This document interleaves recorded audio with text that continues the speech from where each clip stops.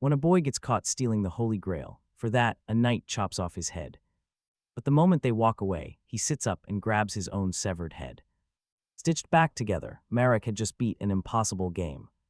In one sitting as a Cleric of Decay, only to get dragged straight inside. He landed in this strange world with only two things to his name: the robes of his Dark Order and a twitching goddess hand fused to his chest. Literally everyone in this fantasy world hates the Order of Decay, and Marac is the only disciple of this reviled goddess, according to the game lore. These clerics are not actually immortal, just humans modified by experimental drugs. Because of that, he now commands insane, superhuman strength. Back in the real world, a single drop of blood made him pass out. Now, even the most brutal gore does not make him blink. His only real complaint is losing his sense of taste. Meanwhile, that creepy hand keeps pointing out killers and whispering for slaughter. Seriously, how creepy is that? It raises fingers to assign a number to everyone. A higher number means more holy energy for him to harvest. Once they die, he can summon monstrous abominations using his goddess power. Before long, he was finally ready to claim his official priest identity. He heads straight to the local guild looking for work. The counter attendant explains she needs to run a quick background check. While she processes his papers, Marac waits silently. Soon, the young woman hands over a contract, smiling warmly at him. She is shocked when Marac reads through the terms without any help. Most of her rough clients usually need the papers read aloud to them. But since he knows this game inside out, reading is incredibly easy. Still, one burning question remains as he wraps up. He demands half the payment up front before taking the job. While she explains the guild policy, Marac silently argues with his goddess. He eventually grabs the coins and leaves, that clingy hand still twitching. Suddenly, a loud voice cuts through his thoughts. Someone calls out for Father Marac, startling him right in his tracks. It is a chubby, friendly-looking young man with a massive pompadour. Marac barely listens, only tracking the guy because he knows his name. This loud kid, Pierre, keeps babbling about monsters and local ghosts. Suddenly, a scarred, serious-looking man shouts to get Pierre's attention. Pierre quickly apologizes to Marac and runs off to join his companion. Left alone again, Marac fights the persistent urge to slaughter everyone around him. He mutters to the goddess that they need coins to survive the winter. Finally, the squirming hand on his chest goes completely still. Patting his chest, he softly asks the goddess not to be sad. But no matter what he says, she still hungers for blood. Marac shifts focus and asks her for a quick appraisal. They have a weird way of talking to each other. She uses her fingers to flash different numbers to him. By sacrificing these marked souls to the Mother of Decay, he grows stronger. Divinity was granted based on her finger count for each soul's value. In total, he required 10,000 divinity points just to acquire an authority. Using the system, he could drain divinity straight from sacred relics. This would grant him divine authority. Exactly 12 relics existed in the world. Mother of Corruption promised that gathering them all would grant his greatest wish. Without a doubt, he would demand his sense of taste back. He deeply missed flavored food. Suddenly, Pierre interrupted his thoughts. The boy returned, saying the captain ordered everyone to leave Marac alone. He passed on the captain's exact instructions. Nobody was to disturb Marac. Marac played it cool, assuring the young boy that everything was fine. He watched everyone closely, sensing a strange development nearby. Suddenly, an ambush triggered. Heavy arrows rained down from all sides. Reacting in a split second, Marac grabbed Pierre to shield him.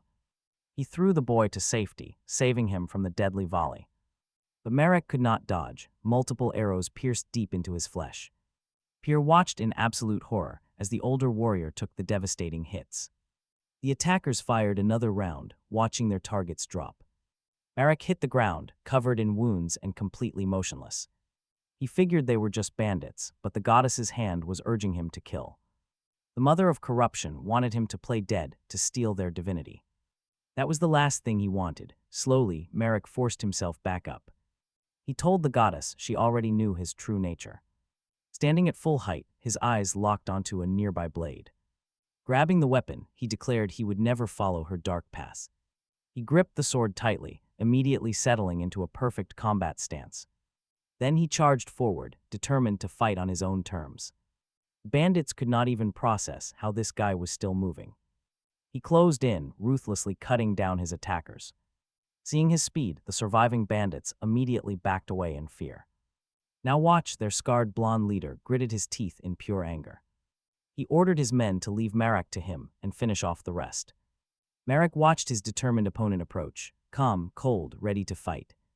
Seconds later, their blades clashed in a furious storm of steel. The scarred leader grinned, thoroughly enjoying the thrill of this battle. Marac glared back, his grip tightening as the lethal dance continued. Their exchange grew brutal. Suddenly, they both backed off. Marac noticed the goddess's hand, beginning to evaluate his opponent. The crazed blonde man demanded to know who Marac was talking to. Without waiting, the two plunged right back into a fierce clash. The giant blonde warrior confidently figured he could easily overpower Marac. Yet the battle remained close. Then, the system evaluation finished. The hand revealed this opponent had a value of 2.5. Marac could not understand how a low-level mercenary was this strong. He smiled, realizing this opponent had somehow obtained forest guard standing. But either way, it was time to level the playing field. The adversary lunges forward in a flash, striking with absolute crushing force. A heavy blow snaps Marac's sword, sending the broken blade plunging into the snow. Smirking, the blonde enemy celebrates, thinking he just secured an easy victory. As Marac inspects his ruined weapon, the foe mocks his choice of steel. He sneers that cheap metal suits him, claiming Marac is nothing special. He adds that ending Marac will be his final local task. Before he leaves this place forever, Marac simply drops his useless hilt. The broken hilt sinks into the snow as Marac decides to try a different approach. He suggests ending this peacefully, while they can still walk away. But first, Marac wants to offer them one final, generous deal. He urges the enemy leader to turn back and just walk away. With a calm look, Marac promises to go easy if they agree. But the leader laughs it off, having no intention of backing down. Suddenly, an arrow flies out and strikes a still-smiling Marac. The blonde captain turns to his archers, glad they finally made it. As Marac collapses face down into the freezing snow, the adversary celebrates. He grabs his sword, ordering his men to finish off everyone else. But then a quiet voice behind them asks if they are truly done. The shock freezes them as Marac slowly lifts his bloody head. The leader stares in pure horror. You can see the absolute panic. A man with an arrow buried deep in his skull casually stands back up. Standing in the snow, Marac chuckles at their absolute disbelief. He reaches up and snaps the wooden shaft right out of his head. He remarks that they must have never seen anything like this before. The entire squad is paralyzed with fear, their captain breaking out in sweat. Clasping his hands, Marac reminds them that they had a peaceful choice. Instead of accepting his offer, they shot him straight in the head. Hearing those words, the blonde captain's eyes widen in sheer panic. Desperate, he screams at his archers to fire another round immediately. Despite a strange green aura shielding Marac, the archers release their arrows. As they strike him, Marac calmly offers a prayer to the corruption matriarch. The enemy watches in absolute horror as the prayers continue uninterrupted. Terrified, the squad tries to flee on their commander's frantic orders. But a mysterious, crushing force binds their feet firmly to the ground. His dark prayers have been answered. The divine boundary is finally active. This holy barrier separates human limits from the sheer power of corruption. Inside this zone, no enemy can run or hide from his wrath. Realizing they are trapped, the captain has no choice but to fight. Their only hope is to somehow break through this invisible wall. But as they look back, a horrific aura freezes them cold. The men scream out in pure terror for their captain as a beast emerges. A massive, terrifying reptilian creature crawls out, radiating immense power. What on earth is that thing? They wonder as it slams down. Shattering the ground, the colossal beast reveals itself as a true demon. It opens its massive jaws, releasing a deafening, mind-shattering roar. Everyone scrambled to escape the shrinking magical barrier. Once proud warriors wept, terrified for their lives. Marac just smiled as they begged him for mercy. Later, tracks in the snow proved his complete victory. With the fight over, he wondered if he should collect the deities. Could pulling them out stop them from disappearing? He needed to be careful since the guild was watching. On the ground, he spotted Pier pierced by an arrow. This whole mess had to end so the poor man could finally rest. Saving his life would definitely boost his own reputation. Now watch a bit later, another man with a chalice was spotted. A woman demanded to know what happened to the thief who took it. She learned the thief was executed right on the spot. Hearing his head was chopped off, she asked where the body was. Just as Marac turned away, a young man stopped him. Staring at the chalice, he warned it might return. Then Marac suddenly thought about going on a holy pilgrimage. His servant found this sudden decision rather strange. The blue-haired hero confirmed it was part of the prophecy. And there was someone else he had to find. Trudging through the heavy snow with Pierre, he remembered the legend. 10 years ago, all holy sects received a dark prophecy. The end would begin when a shell fell on the world. Seeing Marac carrying Pierre, the guards quickly rushed forward. A sudden voice welcomed him back, surprising Marac completely. As they took Pierre inside, a red-haired woman appeared. She teased Marac, saying he looked way too weak to be strong. He felt annoyed but only looked up when she mentioned his bag. That strange artifact inside was definitely causing all his trouble. It was much safer to leave it with the guild instead. Walking through the streets, she asked where he was staying.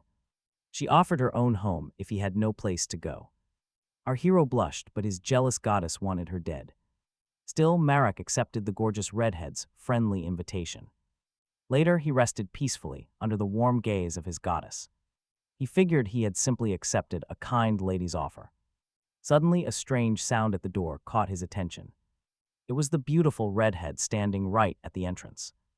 Apologizing for the intrusion, she told him she would let him rest. But then she mentioned an urgent problem that needed his help. Marac quickly put on his slippers and asked what happened. When she revealed the local lord requested him, he was shocked. The young woman stood by the door as he processed the news. He asked her if she knew what this was about. Meanwhile, inside a pristine mansion, a mysterious man sipped tea. A butler serves tea and announces marriage. Lord Giz simply dismisses him. The butler bows, he leaves. Lord Giz sits there quietly. His dark hair and heavy beard stand out as he stares at Marac. The noble asks if Marac witnessed his brother's final moments. Offered tea, Marac just smiles, a cold, knowing grin.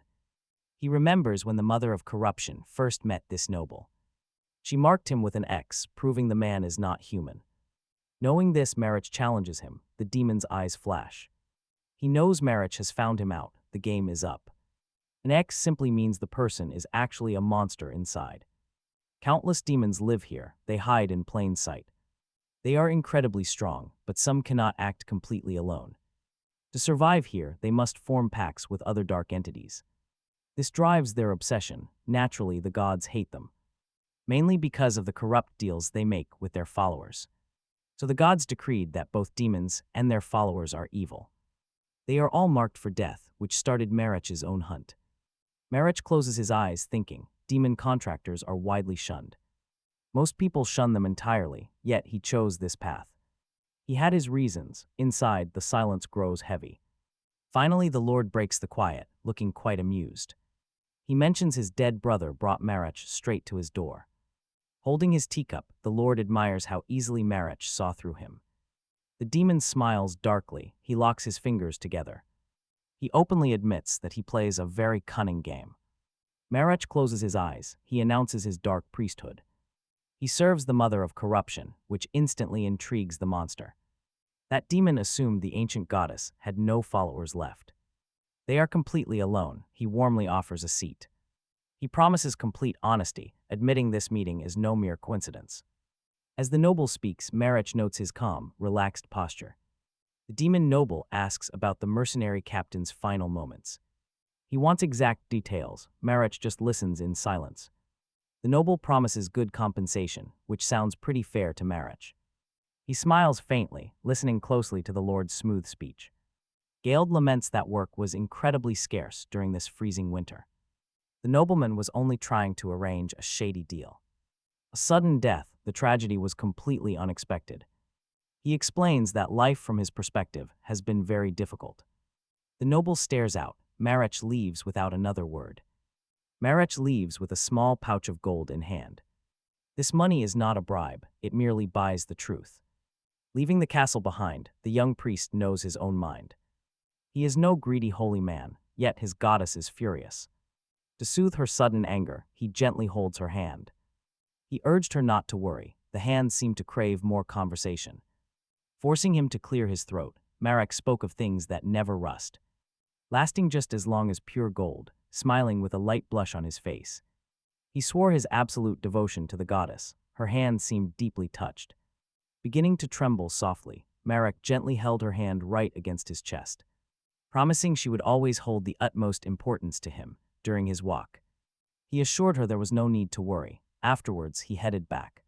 Inside the inn, where the red-haired girl was thrilled to see him back, she pointed over, asking him to greet the priests from the teachings. With a friendly smile, he wondered why this sect was even here. Still, his eyes drifted in their direction, a strange unease washing over him. A priest locked eyes with him. Marac recognized them immediately. His mother had told him about them. One carried a divine relic, so Marac closely examined the three of them. A man approached, remarking that this was the reward for a righteous life. Marac simply watched him approach, surprised to actually encounter a priest of preservation. This newcomer introduced himself as the balance on the scales of retribution. He was named Orvis. He had an incredibly sharp gaze, shining armor, and carried a very unique weapon. He introduced the massive, white-haired man beside him as Corneus and the young woman as Patina. Marac, by placing their hands over their hearts, the main character returned the gesture, saying it was a pleasure to meet them. The redhead then mentioned a blonde woman checking out books in the library. Marac felt slightly relieved, knowing priests from other sects had gathered here too. He realized that if not right now, he'd get plenty of chances to steal that relic, but there was a catch. Every single time he absorbed a relic's divine power, something absolutely terrible always happened. He wondered if he was truly a corruption priest or just some cheap villain.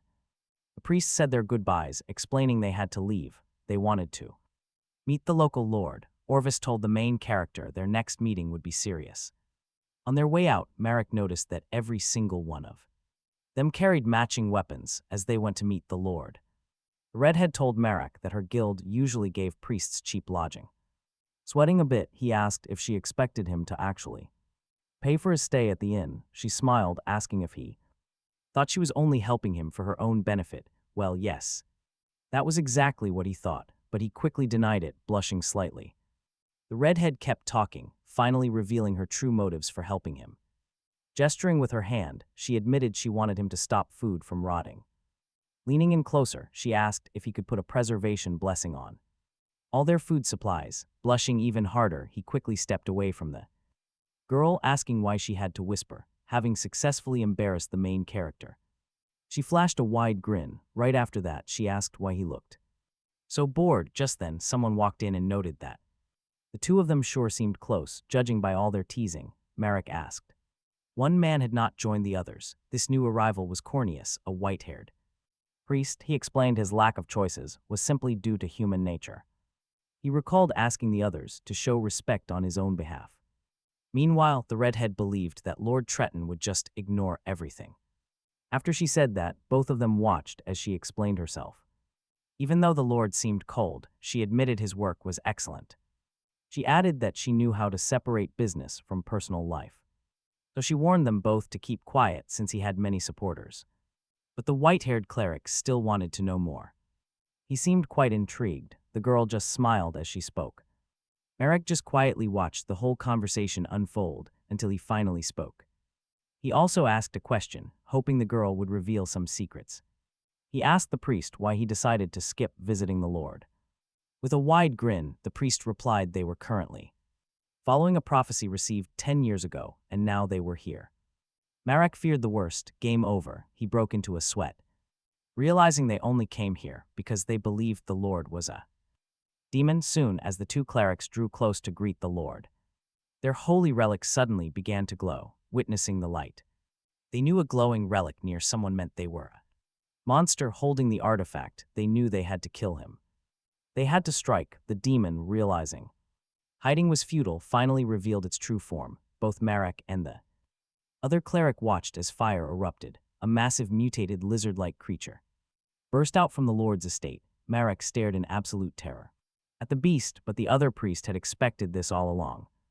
Inside, a cleric brandished the scales of retribution, a hammer-like weapon. This warrior was one of 3 wisdom clerics confronting the Demon, he constantly switched weapons, trading an axe for a sword, until he finally drove the blade deep into the giant creature's skull. Anyone watching from afar could see only dust, lightning, and absolute destruction as the priest fought the massive demon, the cleric. Beside Marac explained the glowing sky was from Orvis wielding the hammer of punishment, stating Orvis was likely battling demon. He pointed toward the chaos, eager to join the fight. Marac, however, backed away, telling the priest to go ahead without him. He promised to follow soon, then rushed back to the inn for Erin. She was startled to see him and rushed to ask what happened. As he walked in with a grim look, he only asked where it was. Grabbing the girl, Marac demanded to know where Pierre's clinic was. Erin, highly confused by the question, only watched as he vaulted from that spot to find safety, desperately fleeing the falling debris and utter chaos. Clinging to Marac, the young woman stared at the growing destruction around them. People screamed for help. In the distance, a massive reptilian demon raged as the main character stood atop it, swinging his mighty hammer. She screams in panic, trying to warn Marac about the giant beast. That giant reptile is incredibly powerful and completely out of control, but Marac tells her to ignore the monster and point out Pierre. Seeing how worried he looks, she points. Marac vows to save Pierre. He stares ahead, repeating his name. Once he gets inside, he finds Pierre lying unconscious on a dusty old mattress. Almost everything around them is completely destroyed, but Pierre lies peaceful, totally knocked out. Marac looks down. He will not let him die, not after going through hell to save him. Pierre is pretty heavy, but Marac easily hoists him up. He orders Erin to climb onto his back since his arms are full. Embarrassed by the close contact, she blushes and wraps her arms tightly around his neck. With one leap, he charges ahead. Determined to get Pierre to safety, Marac runs with maximum speed. Clinging to his back, Erin looks incredibly thoughtful. Then she tells him she knows a shortcut. Shouting over the wind, he asks where to go. She points and says it is straight ahead. Approaching the area, she warns him about a house with a hidden path in their way. The entrance is locked tight, but that is no problem for Marac, who smashes right through it. Erin watches completely embarrassed. He keeps charging forward, barely losing his balance from a slight slip on the floor. Erin watches, finding his moves kind of aggressive. Glancing back at the wrecked door, she quietly whispers to herself about his crazy strength. He sets her down, telling her to take the secret passage if things get too dangerous. She asks why he refuses to escape with them right now. He tells her he has to go back and help the other priests. With Erin and Pierre safe from the chaos and guaranteed to survive, Marac runs back. Erin just watches him go, utterly amazed by his incredible strength. He keeps running. Finally, Marac arrives. Oh no, he is too late, his face turning completely grim. On the floor lies a badly beaten priest. The sight disturbs him. He rushes over to the stocky, white-haired warrior with a horn on his head. It is Corneus, who somehow recognizes Marac. As he approaches, Marac looks down with deep sadness, realizing the wounds are fatal. There is absolutely nothing he can do. He speaks quietly as the man gasps for his final breaths, fearing the worst. The giant whispers that their friend Patina is dead. Marac looks over and sees the girl's lifeless body thrown against a wall. He desperately asks Corneus if there is any other way to slay the demon. Corneus gasps out the secret of another weapon, the white sword. Priest Orvis carried it, stabbing it deep into the monster's skull. He tells Marac to seize that sword and drive it straight into the beast's brain. Right after delivering this final message, his eyes go blank and his hand drops to the ground. Just a puff of dust. Marac stood over the broken form for a long moment. He called upon his deity, the mother of corruption. Time to take it. Meanwhile, Orvis fought on. A brutal clash. Marac gripped his hammer of retribution. He tried to drive the sword deeper, but his desperate attempts failed. It only drove the reptile mad, sending its massive tail whipping around. Claws tore the air. The main character sprinted from afar. This was his only shot, so he launched himself forward. He drove another sword straight down, pinning the beast near its tail. Ahead, he spotted Marac, holding the sacred blade they needed. But the beast froze. The sudden silence sent dread through Marac. Digging its massive claws deep in, the monster braced itself. Its jaws split wide. Marac recognized that stance, the death spin. The impact blasted him backward, throwing his body through the air. He crashed hard, barely conscious, he muttered to his goddess. Lying there with shattered legs, he whispered his devotion. She was right, pain really is the ultimate teacher. A bloody smile crept onto his face, despite the agonizing torment. He had one, glancing sideways, he spotted the glowing relic resting nearby. Letting out a ragged sigh, he reached out and gripped it. Fascinating, pressing the blade against his chest, he called to his goddess. He offered the sacred item to her, begging for new power. In that very second, a strange, spectral hand began to stretch out from his pocket. As the relic was offered, the main character demanded another seal be broken. He knew each sacred relic held enough divinity to grant new authority. This specific relic held 11,123 divinity points. He smiled as a potent green energy surged, completely enveloping his body. The seal shattered, he asked what power he had unlocked. Instead of answering, she simply slid off his chest and dashed away. Her tiny fingers clawed the dirt as she ran off, leaving him. He whispered that her distant support was more than enough. He loved watching her grow, but things were getting dangerous. No more playing around, it was time to act. Changing his tone entirely, he summoned the mother of corruption back. She floated silently before him as he prepared another deal. He offered another 10,000 divinity units to unlock one more authority. As the transaction finished, a cold sense of satisfaction washed over him. Sensing the power surge, a magical crest materialized right beneath his feet. This was the script of corruption, a terrifyingly direct technique. Its raw physical boost made Marac smirk in surprise. With its activation, dark green sigils spread across his flesh. His physical strength skyrocketed, causing him to whisper to the goddess. "This power is perfect," he muttered, finding the skill more than satisfactory. It was exactly what he needed. Standing up, he brushed the dirt off his clothes, realizing his legs were fully healed as his gaze shifted. He looked to the side and something drew his attention. It was the priest's body. Orvis lying face down on the dirt, completely lifeless. Marac figured the giant beast had thrown him during the chaos. Their fall must have happened together. He quietly wished him a peaceful rest. Even so, he resolved to harvest the rich divine power from the dead priest's body. He stepped close and made his move. Pale green energy immediately flared. Flowing nearby, the massive reptile thrashed in wild rage. Its glowing red eyes burning, its massive tail whipped the ground. Keeping Marac alert, things are getting weird. He watched the monster closely, trying to figure out its motivation. He knew who brought the leaf to the demon. Were priests from the knowledge sect, but even with all of them, dead, the monster was still raging. As he pondered, he finished absorbing the priest's divine energy. Another 1,000 units. He stood completely motionless, confronting the beast, noting how weirdly it behaved. These demons did not act like wild animals. Then, the divine hand emerged. Sliding from his pocket, he told it to prepare. Things were about to get ugly. Glowing green tattoos flared rapidly across his skin, covering his face and limbs completely. A second later, his face was reflected in the reptile's vast red eye. Marac shot forward, throwing himself straight toward the beast's front leg. The monster swung its tail, causing absolute chaos. The widespread destruction made Marac snap, thick veins bulging across his face and neck. He searched the chaos, finally finding his target, the white sword. It was still jammed in the monster's skull. He bolted straight for it. The beast reared back, ready to strike. He would not let it.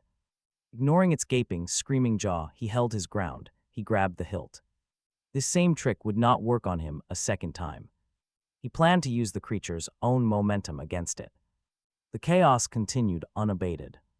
Buildings burned as things got worse. Marac coughed violently. Spitting thick blood, he was running out of time. The spiked beast lunged at him, aiming to crush him. He quickly shifted his stance, fully aware that his body was rotting from the inside. If this fight dragged on, the darkness would consume him. And that would be the end of his journey. Without wasting another second, he leaped into the air and grabbed the white hilt. He gripped the white hilt tightly, remembering his exact instructions. If he could just drive it deep enough to pierce the brain, victory would be his. Clutching the hilt, he yanked the sword from the beast. With a grim smile, he commanded the awakening. A blinding light flared. Lord Tretton was finally rising. A dark silhouette rose in the light before astonished eyes. The colossal lizard began to crumble, shattering into absolute nothingness. The bright light suddenly sharpened. People nearby watched the massive flash. It engulfed a huge chunk of the city, shining with incredible intensity. Even the redhead, far off with Pier, noticed. Curiosity took over. She walked to the door to investigate. When the light faded, the wounded lord collapsed. Marac smiled warmly and asked if he was conscious. The lord just weakly grinned. Looking up with his sole remaining eye, he said he was truly happy they met again. Marac gestured toward his white sword, blaming it for all of this. Then he extended his hand to the lord, reminding him of a debt. He offered a hand to help the lord up, mentioning a debt of 2 gold coins. The lord just smiled, taking the whole debt pretty lightly. Leaning on Priest Marac's hand, he slowly tried to stand back up. Far away, a young mage focused her magic. She pooled energy into her palm, her vivid blue eyes shining with absolute focus. She prepared her tracking spell, managing the energy. She shot it forward, the glowing flow tracing a clear path, proving beyond a doubt that the target had passed through here, while beside her, a cloaked, scarred, elderly traveler watched the spell reveal the outcome. He suspected this. Looking at the earth, his doubts were confirmed. He watched the magic produce a strange herb, and the sight immediately dragged up painful, long-buried memories. It was incredibly hard to believe that such a massive power was involved. Still, the spell clearly proved it, forcing him to accept this dark, unsettling reality. He was certain he had decapitated them, even without any bodies. He remembered that day. It was freezing cold, but the memory stayed. Decades had passed, but he still remembered. The young maid agreed that wild beasts must have scavenged the bodies long ago. He thanked her for leading him here, then asked a favor. She calmly told him he could ask, but on one condition. He first had to identify all the surrounding settlements. Darkness grew. As she looked around, the demonic corruption kept spreading. Meanwhile, Marac and the Lord's butler walked side by side through the ruins. They arrived at a specific door, and the butler politely opened it. Marac walked inside calmly. The Lord was absolutely thrilled to see him, throwing his arms wide open with a huge, welcoming smile. Keeping his eyes closed, Marac listened as the Lord praised his handsome looks. He went on, confessing he could never fully express his deep gratitude. Marac just smirked quietly, knowing the demon was still alive, remembering the monster's claim that every single race deserved to live. He actually seemed to agree. After his wild fight with that massive reptile, rumors spread everywhere, painting Marac as a legendary demon slayer. Even though the title felt completely unfitting, people kept using it anyway. Erin the Inn Girl fueled the rumor mill even further, quickly growing fond of the legendary name. Now, wherever he goes, people whisper, recognizing him as the famous, unmatched demon slayer. Rumors whispered that he had single-handedly fought off 7 brigands. Others claimed that slaying a demon was effortless for someone like him. This constant attention made him avoid certain places, talking with the Lord. Marac pointed out the strange nature of his wooden prosthetic. It moved incredibly naturally, though the Lord said he only showed this to Marac. Around everyone else, he faked a limp to hide his secret control. He claimed he could not control them, his eyes flashing red. As he revealed the price of that smooth movement, intrigued, our main character asked about the cost. Smiling as he sipped his tea, the Lord replied that his fine hair would eventually shed. He would probably resemble a leafless autumn tree. He joked that Marac would not recognize him soon. In a few months, Marac playfully faked tears, claiming that the mere thought saddened him, so they should change the subject. The Lord, staring into his teacup, asked if Marac had some free time. He brought up a new job where the client specifically requested Marac. He noted that demon slayer rumors sparked massive interest. When Marac heard the job involved sacred relics from the old empire, his interest was piqued. The pay was 5 gold coins up front, with a down payment. If he did well, he might keep one. Of the unearthed treasures, these artifacts ranged from old chalices to stones and mysterious items. He recalled the mother of corruption's words about these ancient relics. Smiling, Marac decided it was best to see and verify things himself. He told the Lord he would take the job. He knew the ancient empire had ended the chaotic era of wild sorcerers. That grand empire had united the entire continent and created incredible technology that still worked in the present day. Most high-grade artifacts today were actually salvaged from those ancient ruins. Marac soon met his new employers. One man stepped forward, introducing himself as Carmen Valtas, the leader of this dangerous expedition. Hearing the familiar name, Carmen quickly explained his father was Anthony Valtas. To avoid any misunderstandings, he openly admitted he was an illegitimate child. Marac smiled, remembering the Black Wolf as a highly honorable man. Still, fathering an illegitimate child was incredibly surprising for someone like him. Especially after his wife passed away, Marac wanted to ask more, but knew it was not the right time. Looking around, Carmen pointed toward a quiet, hooded sorceress named Tunisia. Next, he introduced a heavily muscled man named Sukis of the Unicorn tribe. The giant man, showing his massive hands, greeted Marac. With a polite nod, our main character smiled, asking them to simply call him Marac. Sukis chuckled, saying his achievements deserved deep respect. Carmen waved his hands, announcing they could talk more on the road. 2 days of travel later, they all gathered around a cozy campfire. Carmen looked over, asking if Marac had any plans of resting. Our main character replied that he had already slept plenty, trying to. The young man asked. When asked if he had found his soulmate, Marac blushed slightly. He replied that she felt like freshly fallen snow across a quiet field.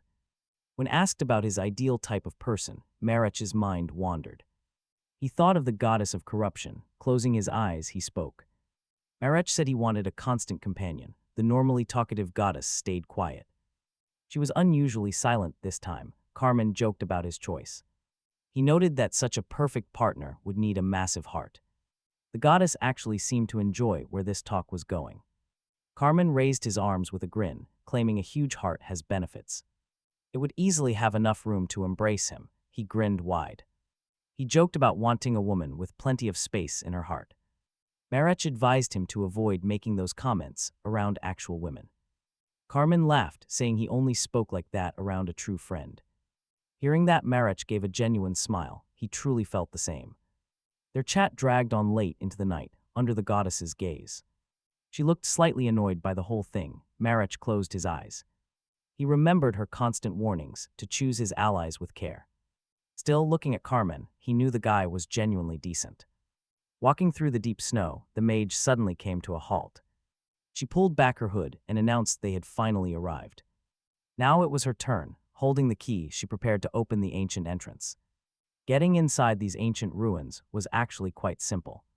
First, they had to find the key and follow its hidden coordinates. After that, translating the ancient script on the key was essential. To activate the mechanism, she had to turn the key just right. The mage carefully slotted the key into the lock and turned it. This was her duty alone, since only mages understood the ancient tongue. It was the entire reason she was invited on this dangerous quest. But Marac stood nearby, eyes gleaming. Oh, he definitely knows something. Players like him could easily read this ancient dead language too. Naturally, he hid his secret, kept his skills completely covered. When the stone gate finally groaned open, the team prepared to enter. The main character was sure his secret remained perfectly safe. The leader of the expedition gestured for them to follow him in. Step by step, Marac walked through, looking closely at his surroundings. The ancient structures were massive, untouched by centuries of decay. Cayman, the leader, could barely contain his growing excitement. Out of all the ruins he had seen, this was absolutely perfect. Marac kept his cool, agreeing they would find legendary treasures here. He let out a subtle smirk as he stepped deeper inside. He had only ever seen this legendary dungeon in old pictures. Actually seeing it in person, trust me, it was an absolute dream. But not everyone on this team shared his positive attitude. The mage in particular kept scowling the entire way down. Flickering torches lined the walls, lighting up their path forward. Everyone was incredibly excited. After a short walk, they reached massive doors. The stone was covered in powerful, glowing magical inscriptions. This seal would only release for someone possessing royal imperial blood. Seeing the mage, Marac heard her mention imperial blood. Since nobody here was royal, they had to prepare for a fight. As soon as those seals broke, pure chaos would break loose. And that is exactly what happened the second the doors parted. A swarm of monsters suddenly broke out. They charged them instantly. A grim warrior raised his axe. He charged the beastly horde directly to carve a clean path. Meanwhile, the mage kept chanting, focusing on her spellcast. Her spell ripped the stone open, blinding light bursting from the cracks. Monsters crumbled as massive explosions tore through the cavern floor. Brilliant firelit bursts lit up the dark, consuming everything in range. The violent shockwaves vaporized dozens of beasts instantly. Marac watched the bodies fly. He tightened his grip on his sword. He was ready to strike the moment anything dared get close. Blessed with incredible power, Marac plunged into the chaotic fray. He moved like a ghost, leaving absolutely nothing alive behind him. Still, a dark thought lingered. His goddess had warned him about corruption. A blade swung at his head. He easily parried. Turning around, Marac saw a beast with a blade growing from its palm. He stared it down, briefly surprised by this weird new opponent. No matter, he thought, this thing had to die. He braced himself, but something suddenly cracked the monster's skull open. A stray arrow zipped right past his face, piercing the target deep. He did not even flinch as it crashed down. Instead, he turned to look at Carmen, their skilled expedition leader. In his head, Marac offered a quick nod of appreciation for the save.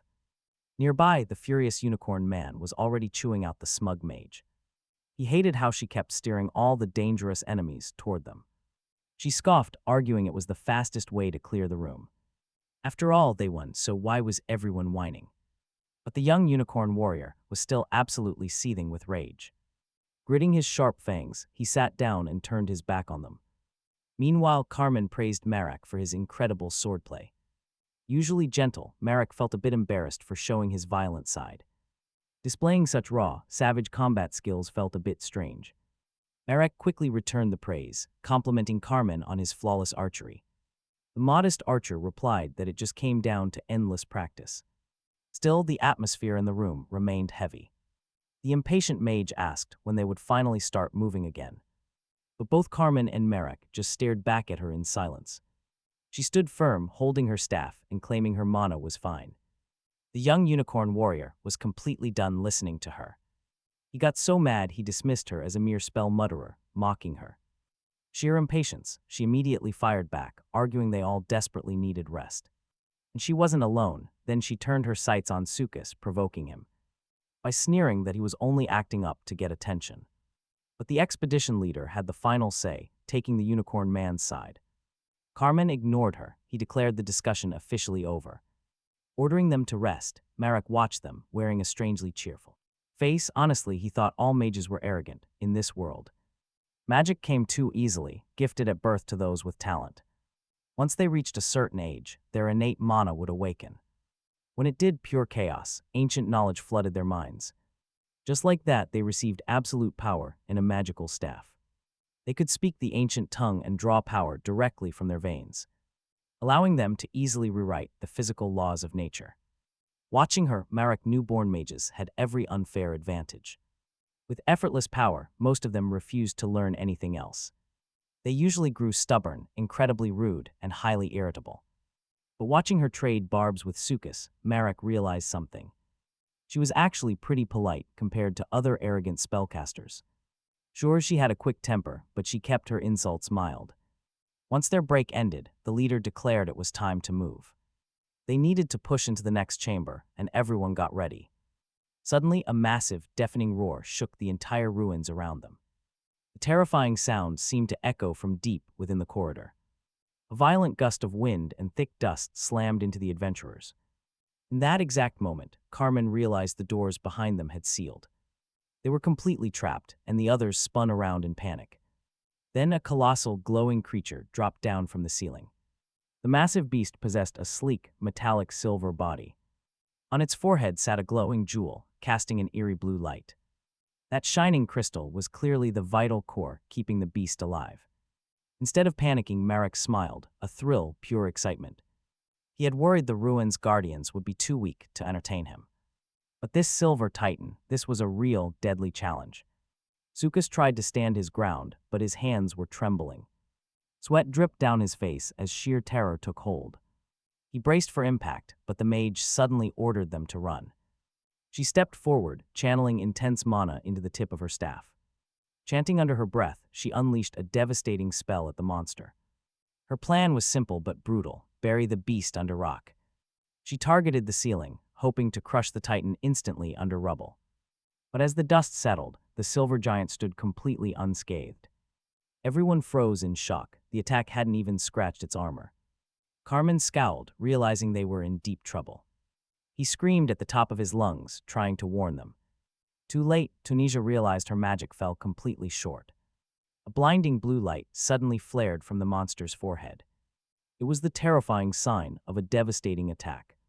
The beast unleashed its overwhelming power instantly, grinding all incoming boulders into absolute dust and fine shards. The three forward members stood frozen in sheer, helpless terror. Burning rock rained down, trapping her. Looking at her friends' faces, she saw only pure despair. She accepted her fate as the beast lunged in. Its massive metal fist prepared to deliver a fatal crush. The blow landed, leaving absolutely nothing of her behind. Even the normally cold unicorn man was consumed by intense grief. He stood there paralyzed, a completely open target. Marac screamed at him to run, but it was useless. The young man did not hear those desperate warnings. The beast's massive strike landed squarely with terrifying force. A giant explosion lit up the entire area. The unicorn man took a direct hit. The silver giant glowed. Its core blazed blue as it eyed the last survivors. Marac looked at the leader, his mind fully made up. He quietly asked if he genuinely wanted to survive. As the leader nodded, Marac clenched his fist tight. Confused by his cold gaze, the leader froze. He was knocked out cold instantly. Holding his companion, he stared back at the beast. It was time to call in that powerful ally. The silver monster did not understand what was happening. The massive summoned entity appeared, ready to crush. It descended with a brutal slam, aiming right for the foe. Throwing the leader over his shoulder, Marac ran. He fled the area, leaving the giant to fight. One quick glance back confirmed his summon had this covered. It was a reliable shield in this terrible nightmare. Escaping, he harvested the mage's remains for 1,000 divinity. He quickly collected the unicorn man's remnants next. Gaining another 100 units, he propped Carmen up. He left the unconscious leader safe against a stable wall. Marac paused, holding his head and pondering the battle. It would take time for his summon to win. Meanwhile, the corruption goddess's hand wiggled in his pocket. Marac watched closely, knowing things were going as planned. Everything was perfectly aligned. Now watch him move. His green tattoos flared to life as he ran back. He rushed right back into the fight with absolute focus. That glowing blue core inside the giant was his target. Shimmered with an unearthly intensity as the massive battle raged on, Marac knew that glowing gem was the only weak point on its metallic body. He realized shattering it was the only way to stop the threat. He leapt onto the allied beast's back, launching himself into the air, determined to reach the glowing core. As he drew closer, the jewel mirrored his every movement. Without hesitating, Marac struck hard, shattering the core into tiny fragments. His eyes still glowed green as he descended onto the ruined battlefield. With the core completely destroyed, the metallic giant froze for a split second before crashing down. The beast, sent by the goddess of corruption, threw back its head and howled. In fierce triumph, Marac silently thanked the beast for its help. At that moment, the goddess's hand pointed toward the shadows. The young man's eyes followed the movement, and feeling uneasy, he asked what was happening. Wait, it gets worse. 3 more metallic giants crashed from the ceiling. Marnac's expression completely changed, his typical calm replaced by dread. The new giants stared right at him and the allied beast. It was obvious that neither of them could handle 3 more monsters of this level. Gripped by a grim thought, Marac wondered how many more would appear. Giving up the fight, he retreated and made his way back to Carmen. The leader woke up and asked about their allies. Mournfully, Marac revealed they never even had a chance to fight back. Hearing this, Carmen, looking back at how those massive giants dropped down, he realized the ancient K should have been used much sooner. Seeing his intense guilt, Marac reminded him that everyone on this team had a purpose. Both Sajida and the mage understood the massive risks they were taking. Carmen nodded, then quietly asked where they had actually ended up. Marac gave him a heavy look and said they were facing the Black Gate. The cleric stared at him in utter disbelief. It felt completely impossible, and he closed his eyes, trying to make sense of it all. Still, without knowing how this could happen, he chose not to pry. Instead, Marac swore by Voltus that he would repay his debt to the cleric. With his usual calm, Carmen said he looked forward to it.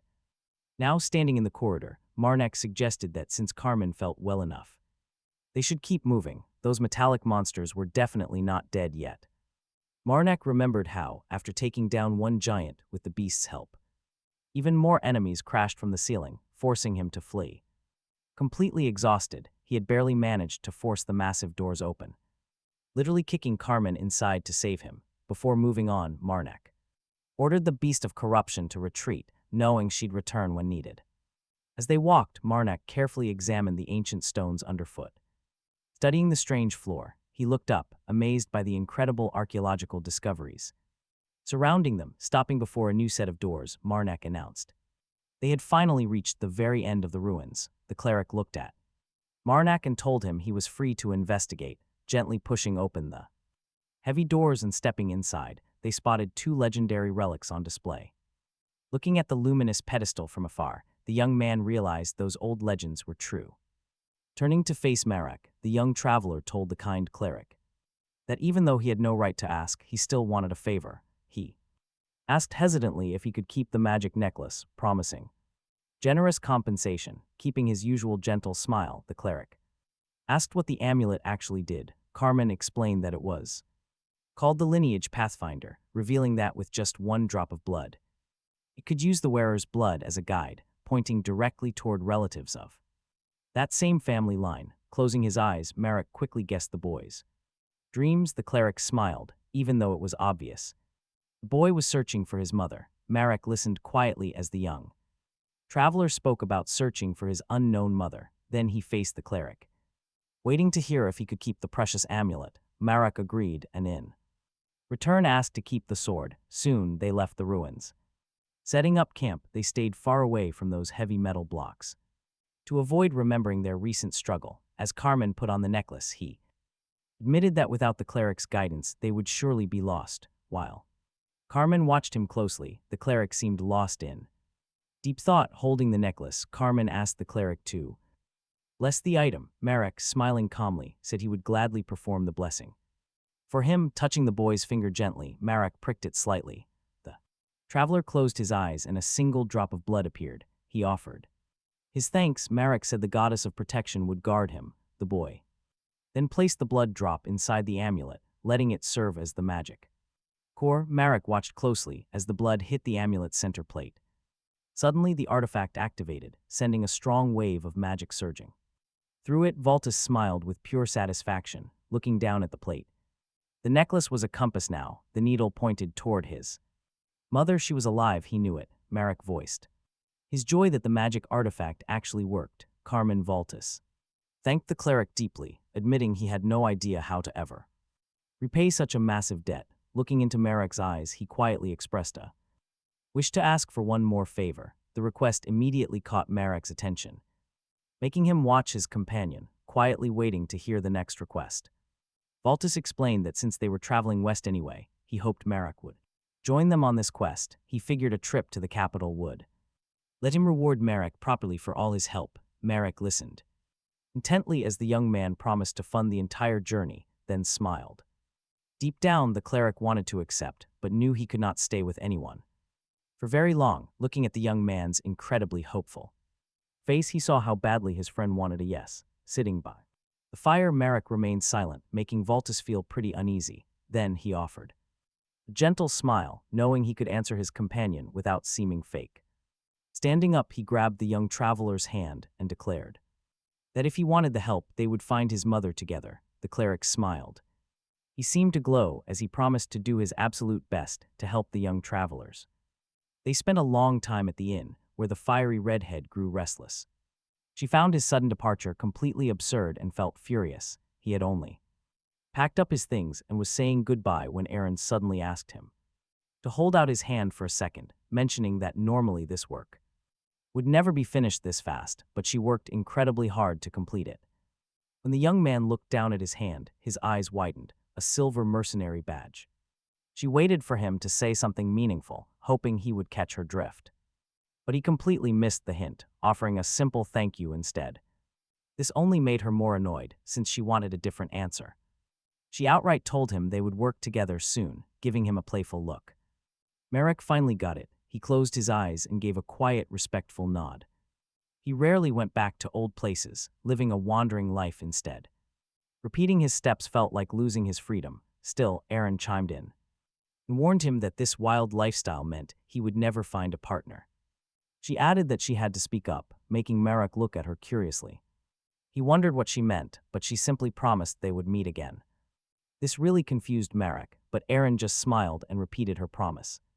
Before he could even ask how, she placed her fingers gently over his lips. She whispered that he did not need to know, before putting a finger to her own lips. She playfully threatened a little punishment if he did not listen to her. Meanwhile, Overdose visited the Lord, utterly shocked by his shiny, hairless head. Smiling, the Lord explained that he had simply achieved humanity's true form. He changed the subject, asking if Marac was traveling to the capital. He then reached out and handed over a special letter of recommendation. With a mysterious smile, he admitted he could not pay him right now. But he promised this letter would get him help from an old friend there. He did warn him, though, to only use this card as a last resort. The man was notoriously difficult to deal with. Still, Marac was deeply grateful. The Lord was just glad to help, calling it a token of their friendship. He wished Marac a wonderful life, knowing how fleeting time can be. Meanwhile, fresh footprints marked the deep snow in a completely different region. Two travelers walked side by side, leaving the town of Geese far behind. Voltus smiled, noting they only had about half a day of travel left. Marac looked cheerful, though he knew the mother of corruption hated Voltus. The only reason she allowed this was his new status as an ally. He had recently joined the group known as the 3.5 Fingers. This partnership could actually bring in 10,000 divinity points, a massive power boost. Even so, Marac chose to keep walking beside him anyway. He watched his happy companion leading the way, enjoying his lively presence. But as he walked, a strange, heavy energy suddenly filled the air. Sensing danger, Marac immediately drew his incredibly sharp, serrated sword. The strange blade gleamed as he quickly warned his traveling companion. Voltus saw the drawn weapon and let out a very nervous laugh. The cold, grim expression on Marac's face said it all. Marac raises his blade, warning that whatever is hunting them is right there. Something is closing in fast, prompting Harmon to spin around in a panic. A sudden strike lunges, but Marac dodges the blow perfectly. What emerges is a massive, terrifying spider that completely blocks out the sky. The giant monster lands heavily right in front of them, crushing the branches. Harmon steps closer, asking what kind of monster this is. Marac looks at the frozen limbs and identifies it as a deadly snow spider. The beast tenses up, waiting for the perfect second to strike them down. Seeing the danger, Marac keeps his cool and readies his bow and arrow. Harmon looks up only to see Marac already drawing his sword to fight. One falls, but more spiders immediately crawl out of the dark. Marac charges forward again, flashing a wild grin over his shoulder at Harmon. He shouts that if he keeps using his blade, he will need a cleanup crew. Laughing, he lifts his heavy sword once more to face the next wave. Another brutal strike slices through a spider, splattering green slime everywhere. Actually, it is not just his sword. His entire armor is caked in gore. Suddenly, the scene shifts over to the ruined city of Jess. Inside a temporary tent, the local lord receives an unexpected blue-haired visitor. She calmly tells him to relax before he can even ask any questions. Still, the lord demands to know why she summoned him so abruptly out of nowhere. Without saying a word, she places a mysterious document right onto the table. Reviewing the pages, she asks if he recognizes the name. He holds the paper, staring closely at a really bad drawing of a man. Despite the bad art, he knows, he recognizes him. Hiding his shock, he casually asks why they are hunting this guy down. As morning light floods the room, the woman replies that it is strictly private. He shrugs, claiming nobody could ever identify anyone from such a bad drawing. Asking her to depart, he makes it clear their business is done. With the city in ruins, he simply has no time to waste on nonsense. Understanding the situation, she quietly stands up and walks out of the room. She leaves, he strokes his beard, deeply thinking about Marac. Harmon carefully examines the dead spiders, while Marac just stands there watching. Smiling, Marac asks the kid what on earth he is trying to do. The boy explains he is harvesting the snow spider's highly valuable venom sac. Holding the glowing container, Harmon mentions these things sell for a fortune. Still grinning, Marac asks how he became so smart. Harmon explains that surviving countless hunts taught him everything he knows. Cutting away the valuable parts, he explains his hands-on experience. Practical fieldwork is what makes it so useful. Marac dodges the acidic spray, muttering that he might try that next. Covered in dirt, Harmon tells him the nearest city is about a half-day away. Meanwhile, some city guards stand alert on top of the stone walls. Spotting movement in the distance, one guard quickly points it out.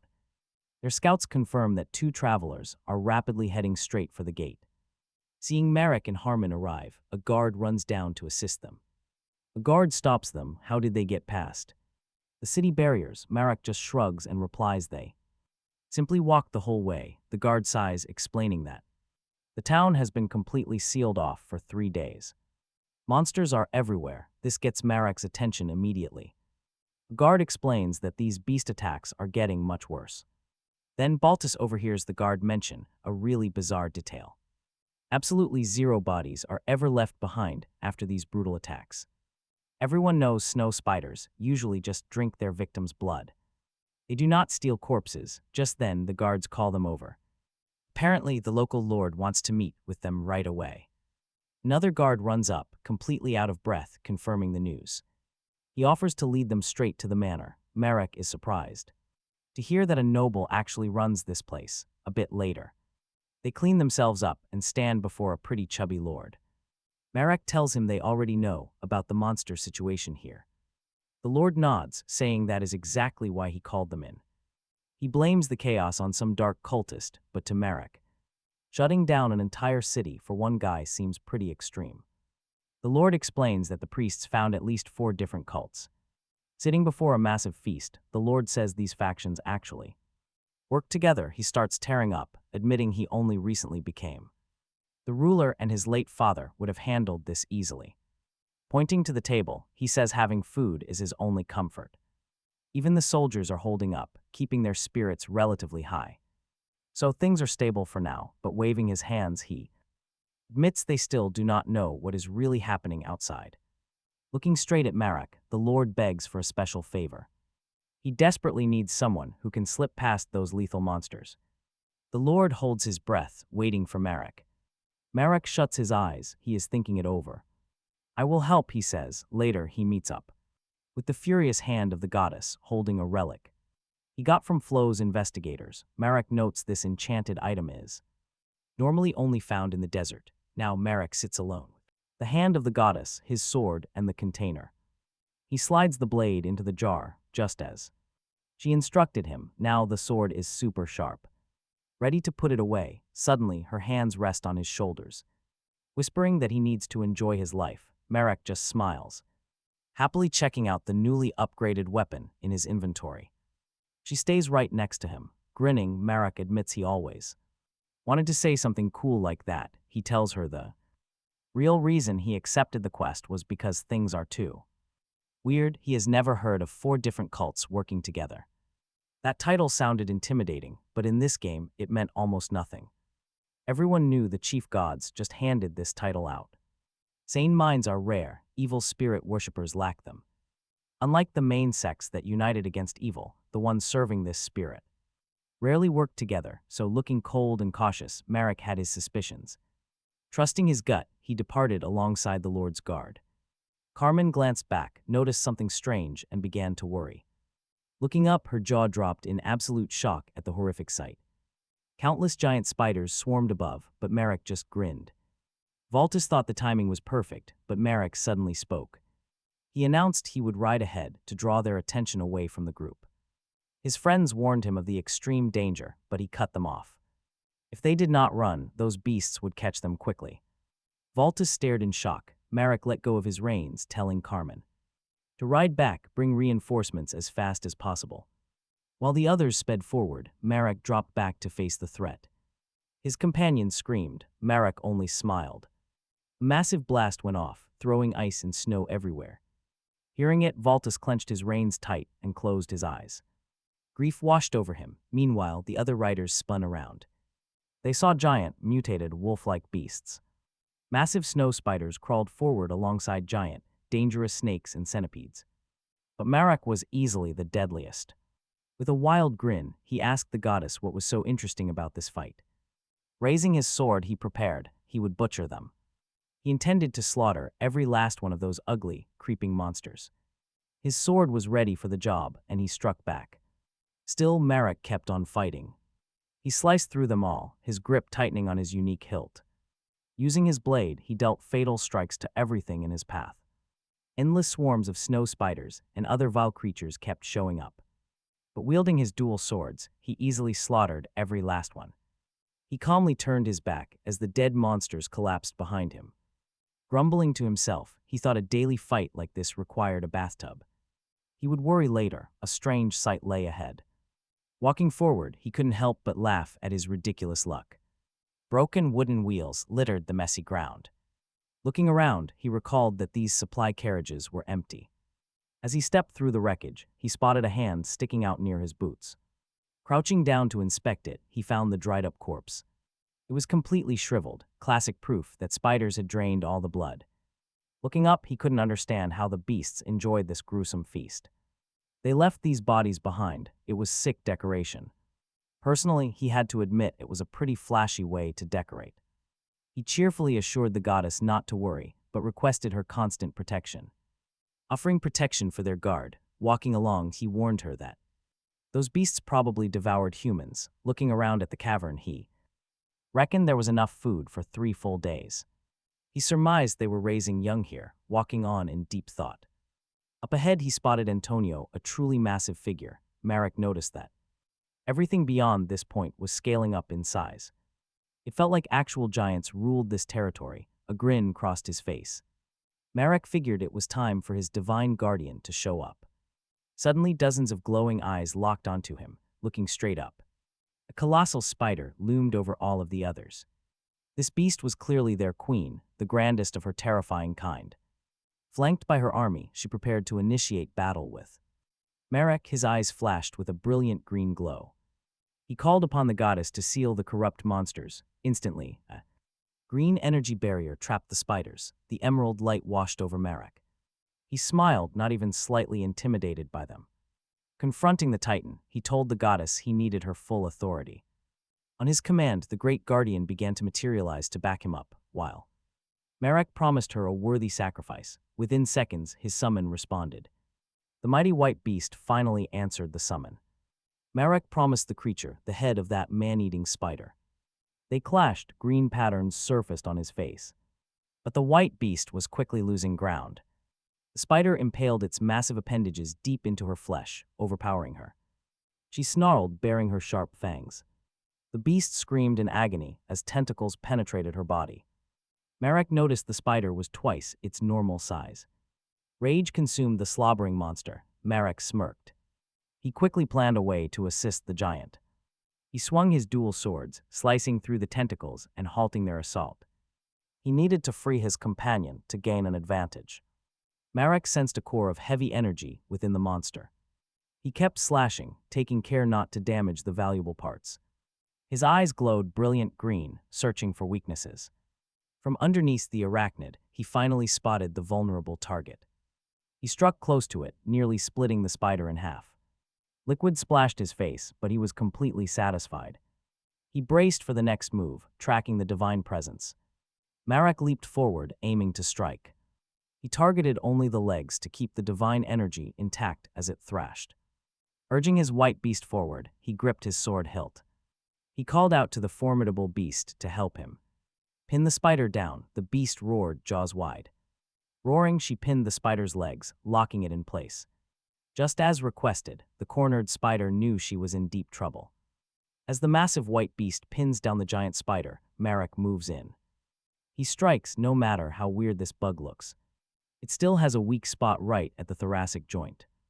Marac lunges forward, aiming his blade directly at that slender skeletal gap. He cuts clean through the thinnest part, leaving the rest untouched. In that exact moment, his eyes flare with a sinister glowing green. The heavy strike lands, tearing right into the creature's core. As it starts splitting apart, the spider stares back in utter shock. But this shell is pretty thick, forcing him to strike again and again. The white beast holds it tight, letting Marac hammer the exact same spot. Finally, his stubborn hacking actually pays off. The joint shatters, cleanly splitting the spider in two. Wait for it, Marac leaps back as a blinding flash erupts. The massive white beast lets out a fierce, deafening roar. It bares its massive fangs, while Marac sticks the landing. He hits the dirt right beneath the towering creature, completely exposed. The giant beast growls down at him, still clearly pissed off. Remembering how he ditched her earlier, Marac feels a bit guilty. He raises his hands, offering a quick apology for running away before. The beast just thrashes its claws, letting out another massive, angry shriek. Marac sighs, yeah, she is definitely not calming down anytime soon. But she is not the only angry one. The deity gets kicked out. Crawling from the dead spider's mouth, all she sees are Marac's boots. Marac points to himself, casually admitting he is a pretty weird guy. The deity looks downright bizarre, red eyes and creepy dark facial markings. She drags her body out of the ruined spider, utterly humiliated. Her entire grand master plan has just gone up in smoke. She glares at Marac, who simply smiles and asks why she targeted this city. The feral woman sneers, why would she ever tell him anything? Standing amidst the scattered, bloody wreckage of the giant spider, Marac casually taps his blade, looking down at her like trash. He warns her that talking is definitely her best option right now. Since she stays quiet, he calmly drives his sword deeper into her arm. Blood and drool drip from her mouth, but she keeps grinning. She spits back that even death won't make her spill her secrets. Marac smiles, he figured she would say something stubborn like that. Panic finally hits her eyes as she realizes what comes next. Without hesitation, Marac slices her head clean off her shoulders. His sword gleams in the dirt, confirming a massive bounty payout. That kill is worth another 1,000 gold. He wonders how many more. Of these gods he has to slaughter to get answers. A cold smirk creeps onto his face. This job is done. With a wicked green grin, he is ready to kill as many as it takes. Leaving the corpse behind, Marac makes his way back to the cliffside. Looking down at the raging inferno below, his face turns pretty serious. He had no clue how the city was found and set ablaze so quickly, inside the gates. The Lord wept on the ground. People stared at his fat body, muttering that. Despite being a noble, he looked like a total pig. Suddenly, the talk turned to reincarnation. And the blonde man asked how the twitching, dark-haired woman was holding up. A curly-haired blonde woman cut in, warning that their preparations were still incomplete. She suspected they lost a few fighters, casting a cold glance at the young. Dark-haired woman, outraged, the young woman raised her hand and yelled that she never meant for any of this to happen. She blamed too burly monks and a cultist who kept hunting her down. Right now these three argued, standing by the fire next to the dead lord. They brought up the escaped archer, noting Carmen had already fled. On horseback, the green-eyed curly-haired woman with an eye patch realized their spider ally had vanished, gone without a trace. The blue-eyed blonde man sighed, saying this mess was getting completely out of hand. And fighting among themselves was stupid when their target had escaped. Besides, they needed to hunt down Carmen. Letting that young man escape was far too dangerous, especially after years of planning the perfect strategy. She snapped, veins bulged in her neck as she screamed. Watching her break down, the other blonde woman noticed something off. The blonde man was barely paying attention to her. Instead, his focus was drifting right back to the young, dark-haired woman, ignoring the drama. She announced she was going outside to check the perimeter herself. Watching Parma's meltdown, the blonde man told her to compose herself together. He promised to punish Illa, the spider woman, for this entire disaster. Hearing that, Parma slapped a hand on her hip with a nasty smirk, muttering that she could play nice for now if he handled it, but then her eyes went wide at the horror unfolding directly ahead. The blonde woman's head suddenly slid right off her neck. Out of nowhere, Marac stepped forward. Brandishing his bizarre sword, he was already decapitating people. The man panicked when he saw those double serrated edges, and then, boom. Marac sliced the blue-eyed blonde man clean in half, cut completely. Nearby, Parma, the dark-haired girl, gripped her jaw in sheer terror. Marac's face twisted into something rotting and horrific. He muttered that killing the third member without warning would be a bit unfair. So with his face shifting back into a massive, creepy grin, he pointed out that these pests actually had the power to control divine beasts. Terrified girl, trembling and crying, practically begged for her life and offered to tell him absolutely everything. Her instant surrender even caught Marac off guard. He did not even have to force her, she spilled everything. Once done, she stood sweating and shivering, terrified he might kill her. Marac just smiled calmly, a strange green aura starting to boil off his skin as he stared down at the trembling girl, noting that she served a deeply evil god. Grinning wider, he asked why they were surrounding the entire city. Once she explained, he realized this game was getting far more interesting. Suddenly, she pointed a trembling finger toward a colossal, severed head. Resembling a massive, writhing sphere of raw flesh, this explained their delay. Pointing up toward the heavens, she claimed their grand operation had been flawless. Flawless since they spent 3 years preparing. Then, the beast began to move. It squirmed, burying itself in the earth. The story was simple. Straightforward, the woman explained they had to sacrifice every single citizen. She admitted they knew 5 years of hard preparation were needed. But when a certain night vanished, they had to rush the whole plan. Hearing this, Marac grabbed a saw to slice. Parma dreaded what was coming. Fearing she was the target, she watched him pass, promising to destroy the monster. This horror had feasted on human flesh and drained their blood, the woman. She begged him to stop as his strange blade tore the flesh. She warned him that the ritual was incomplete, but Marac completely ignored her. Disregarded her warnings. Terrified, she shrieked that they were all in danger. Ignoring her, Marac calmly stood his ground as the creature pierced him. It broke out of the flesh. The wild creature woke up, revealing its tooth-filled mouth as it rose from the strange mass. It screamed in agonizing pain.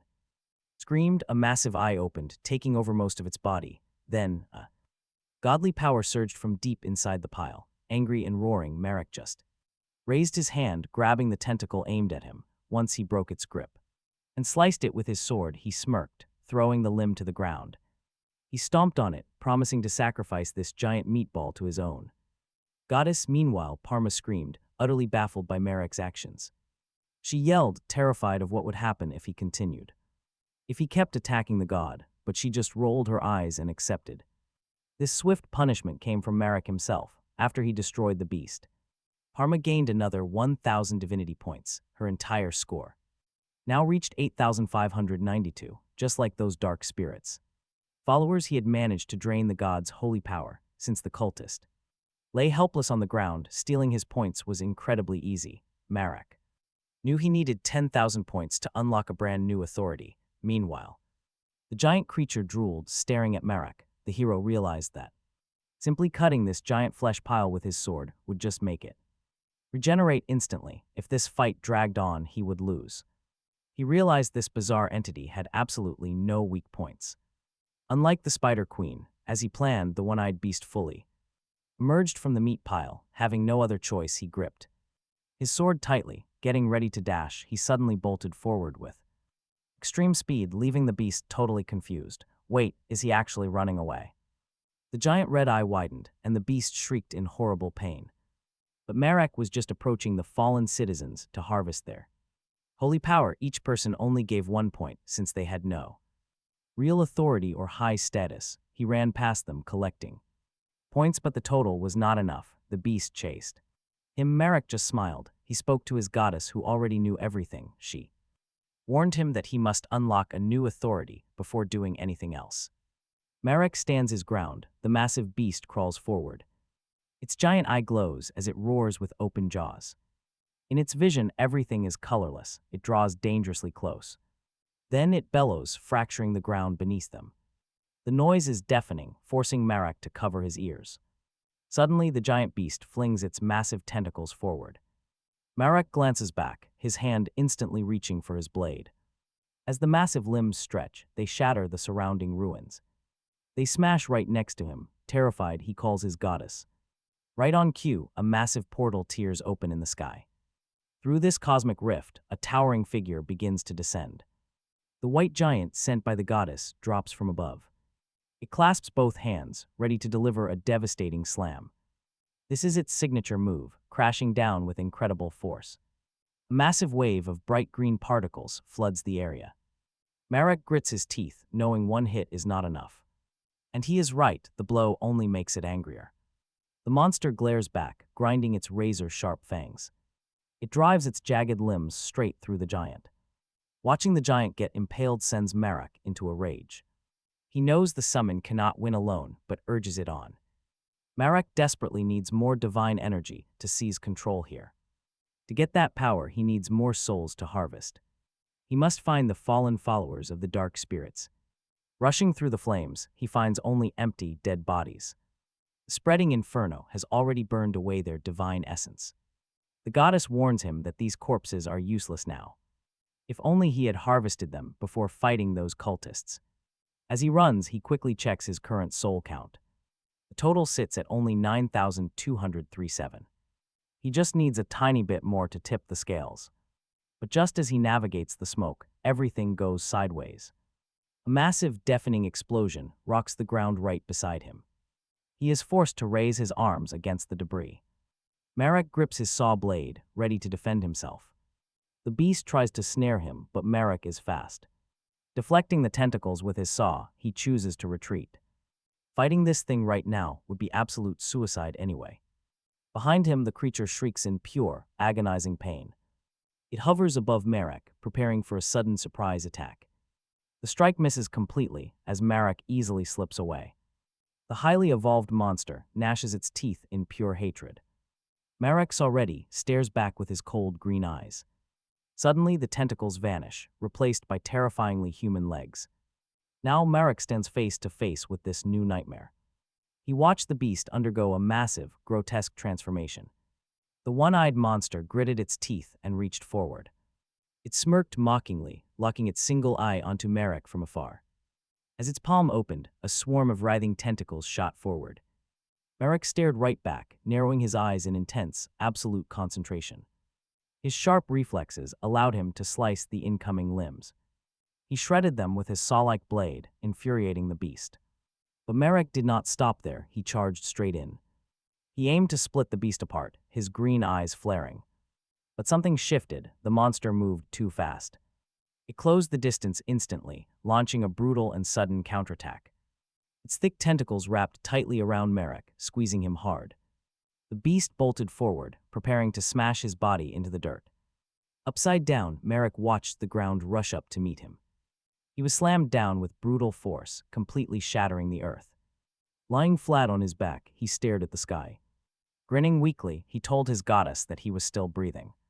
In fact, he felt pretty lucky. He asked if she remembered. He asked if she recalled what those worshippers had said earlier.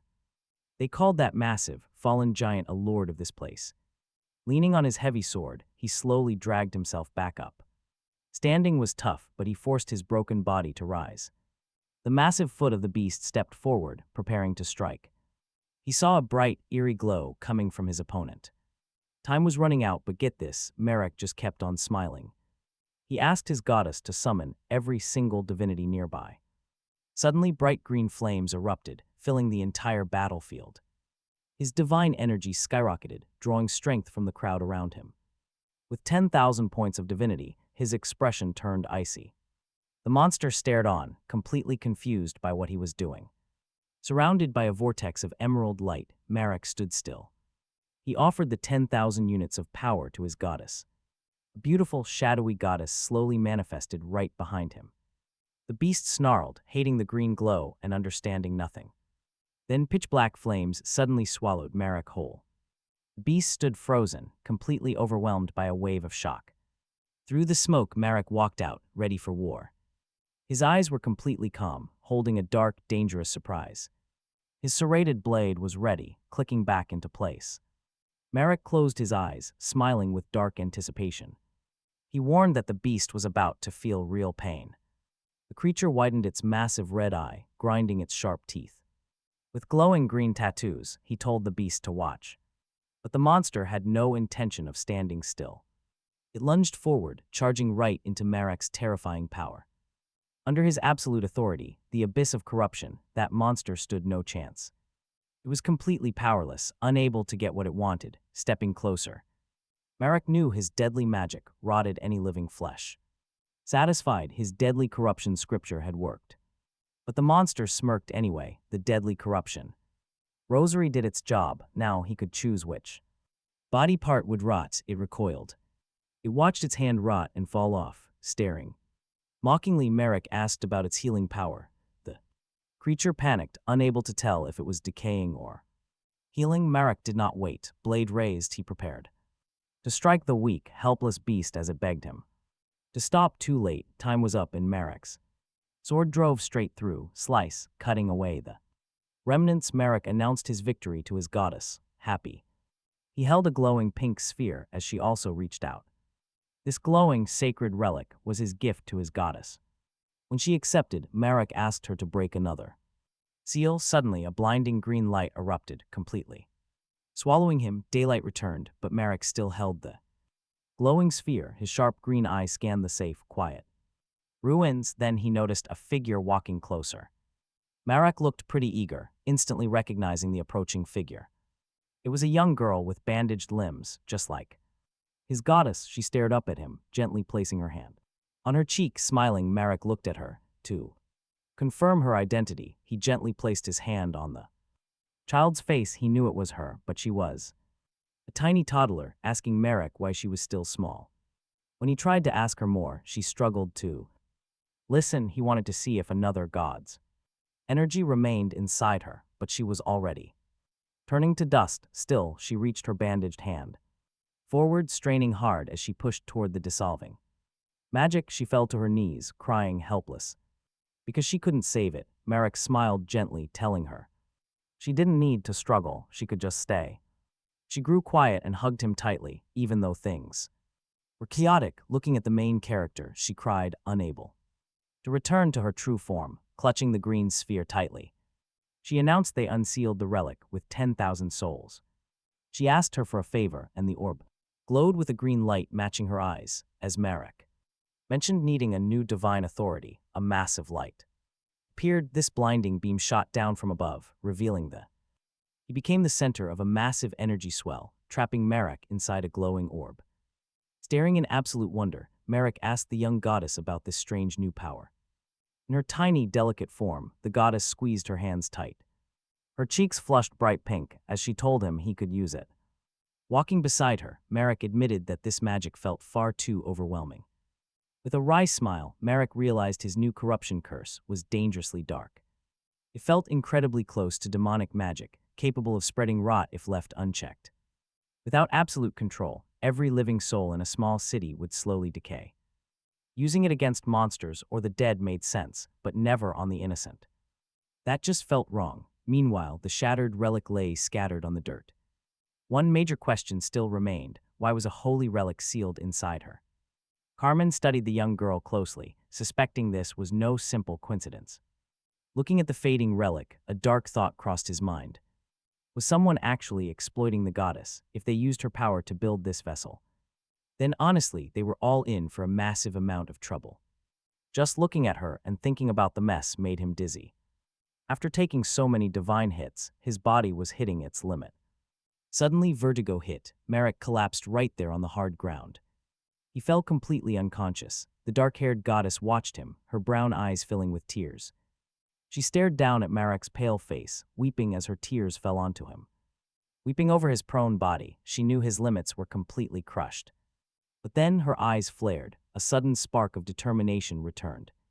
She looked up to see Carmen standing over them with a warm smile. He assured her that Marac was finally waking up, just like that. He bolted awake, clutching his chest as if he forgot something crucial. Sitting straight up, he immediately demanded to know where his gear was. Carmen urged him to calm down, promising to explain everything in detail. But a panicked Marac just screamed, demanding his things right now. However, sensing the goddess's soft presence nearby, he finally began to relax. Carmen clearly understood how much these items meant to his friend. He reached into the wrapped cloth to pull out a special item. It was her tiny bandaged hand. Gently, he handed it over. Grasping it, Marac sighed. He thought it was gone forever. Carmen smiled, saying he knew how much that little piece meant to him. Others called it junk, but Marac still clutched it tight. Marac grinned. He looked like a kid with a brand new toy. He held it close, right against his chest. Seeing his joy, Carmen patted his head, telling him not to worry. He reminded him that without his brave leap from that horse in Kelton, the entire city would have burned. Now Marac wanted answers. Carmen spoke quietly. They were still in the same city. 10 days had flown by, and rebuilding efforts were already in full swing. Despite the ruin, neighbors from nearby towns helped out. They pitched in to help, but Marac only wanted survivors. Carmen looked away. He was the only one left. A beautiful view now surrounds a ruined city. Later, a short distance away, a man gets stabbed in the leg. He scrambles desperately to escape, but the injury holds him back. With no strength left, he collapses directly into the snow, white boots. Step closer, he and several others have been captured and enslaved. Their captor is a tall, blue-haired young woman staring down. Her blue eyes are cold. The man screams, begging for mercy. The dagger is still buried deep in his leg, causing agonizing pain. She coldly tells him that he will never walk again. The man desperately promises he can still run just as fast. Crying, he begs and swears he will never try to escape. But she shows no pity, drawing her blade and decapitating him. With his body lying on the ground, she summons a sacred flame. She commands the fire to burn while his body lies there. Immediately, a bright blue fire engulfs the corpse. She wants his past crimes to turn to ash with his body. Those sins must burn away with his head, the other prisoners. Fear a similar brutal fate. The woman, speaking with cold authority, sternly orders the rest of them to keep moving right away. Exhausted footprints soon mark the heavy, snow-covered ground. The prisoners march on, tired but forced to keep going. Stopping means death, just like what happened to their friend. Their tracks stretch across the frozen peaks. A guard is shocked to see the bandits, asking if she is turning them in. A heavily bruised bandit yells out that they are the snow bears. They immediately drop to their knees in unison, begging the guard now to lock them up just to be safe from her.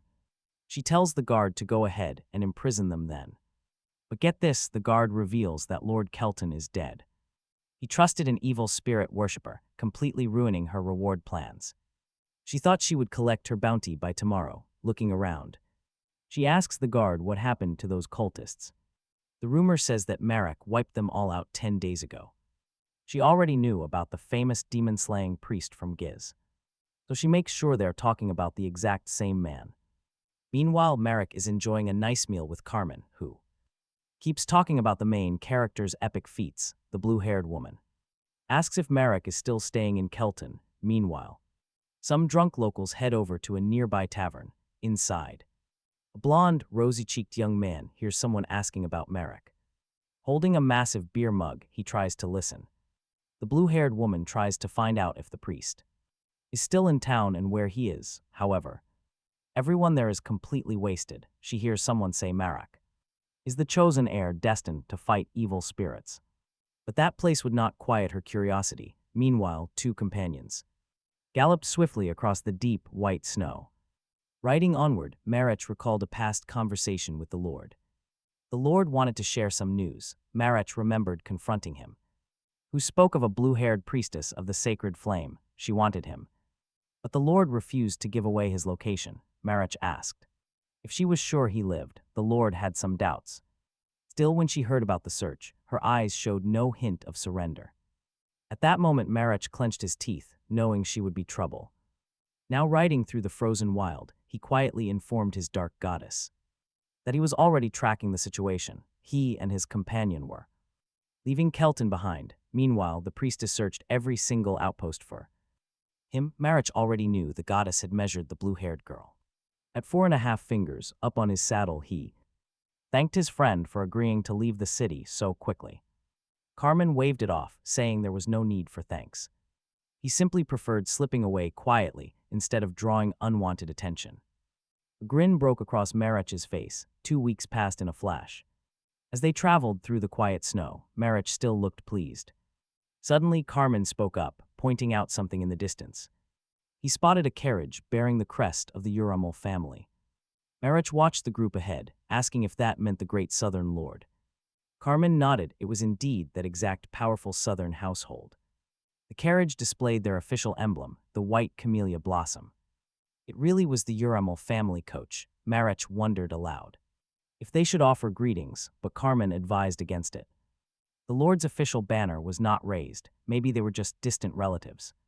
The coach drew closer. The two companions kept their heads down, passing by as complete strangers. But then, something caught Marac's eye. He felt a strange, hidden presence. Carmen noticed his friend's face. Instantly change. Now watch, Marac dropped a chilling warning.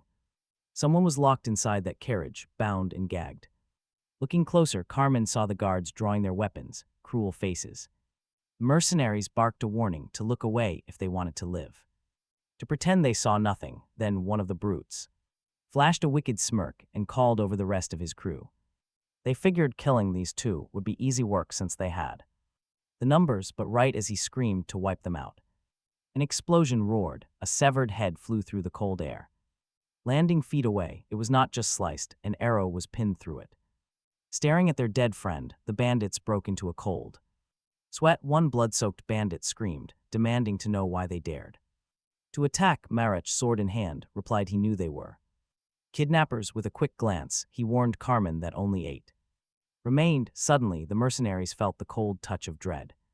He held a sword to his hostage, barking orders to his men. Tell those cowards to ignore the weaklings and keep moving. Move fast, time is short, the bald leader roared. The bald leader raged furiously, veins bulging on his forehead. Suddenly an arrow pierced his skull, ending all his angry shouts. Fired by their young archer, who grinned at his shot. Wreckage everywhere. Carm spotted the collapsed carriage in Marac. Beside the wreckage, Marac tended to a severely nauseous woman. Carm asked her name, but Marac was sweating too hard to reply. He muttered that she might be heavily drugged, completely out of it. She was entirely incapacitated, surrounded by many dead mercenaries. But Marac saw her eyes, striking, honey-golden and full of life. Stop patting my back, she groaned, it makes me feel worse. Oh boy, one look at her and Carm completely froze, blushing. This beautiful, white-haired lady thanked them for the rescue. She introduced herself as the eldest daughter of Lord Kalto. Dakia, the young girl with those legendary golden eyes. If she really was Dakia, Carm realized she must be a mage. Marac, however, was not pleased to learn she was a noble mage. He stared at her golden eyes, expecting nothing but trouble. Arrogant, snobby, that was expected, but Carm did not care. Carm figured her status could wait, preferring generous women anyway as they spoke. While they whispered, the girl caught onto their chatter. She cleared her throat loudly to capture their immediate attention. She faced them directly, demanding to know her savior's name. Marac introduced himself as a priest of the preservation goddess. She smiled at the name, calling it decent enough. However, she quickly admitted she was having trouble walking. She asked if either of them could help support her. The anesthetic gas they used was still making her unsteady. Carm eagerly volunteered to assist, incredibly proud and ready. He proudly announced himself as the son of Endus Valtus. She stared deeply, questioning if he truly wanted to help her. She warned him that being seen with a black prairie dog was embarrassing. Marac watched her menace his friend right off the bat. He muttered that Carm should at least show some consideration. Then she turned directly to Marac, asking if he agreed with her. Both men froze. This arrogant girl was definitely high nobility. Worse, they could feel her trying to read their thoughts. Carm gathered his courage, asking who put her in this state. She admitted she lacked concrete proof of the culprit, but she had a powerful intuition about their identity. Marac was left highly skeptical of her incredibly confident claim. The white-haired noble girl insisted her brother orchestrated the abduction. It was a deliberate act by none other than Durso Aramal. Marac watched the young woman closely. Her story seemed believable. He knew how it went. Noble families rarely accepted mages. His face darkened. In those grand estates, sorcerers were despised. None of them were ever truly welcomed there. He pictured the white-haired girl cast aside by nobility. Every walk down the grand corridors meant facing cold whispers. People constantly judged her just for using magic. Born into a high family, yet she faced nothing but rejection. Nobles looked down on mages, claiming they lacked proper etiquette. But it went much deeper than simple prejudice. An ancient superstition haunted anyone who practiced magic. Because of that, a sorcerer rarely held leadership roles. Since before the Old Empire, people believed mages could not rule. Right now, the three sat eating around a quiet forest campfire. Marac stayed quiet and thoughtful as they ate. To get a real position, she would have to face her brother. The young woman actually seemed pretty comfortable with the two men. She even managed a soft smile during their talk. But once she started sharing her past, her mood shifted. Her sudden tension made Marac feel pretty uneasy. Still, she kept talking, knowing both men were listening. Carm wanted the full story, even trying to finish her sentences. Marac noticed her getting annoyed and quickly spoke up. He assured her they were listening, but she just glared. To ease the tension, Marac pointed out her burning food.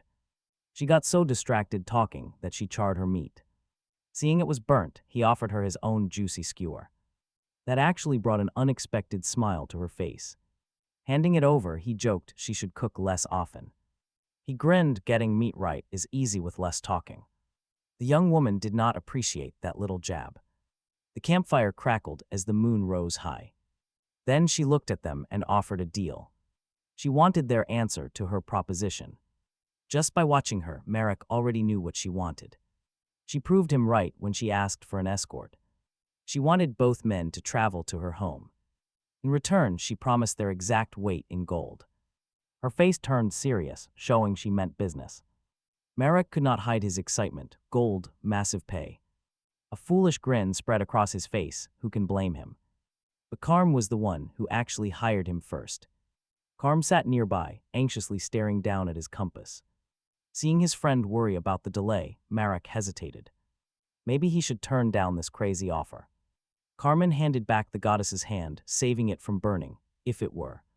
Solely Marac's choice, he would have skipped the gold entirely to follow. Carmen all the way, but the deity had other plans.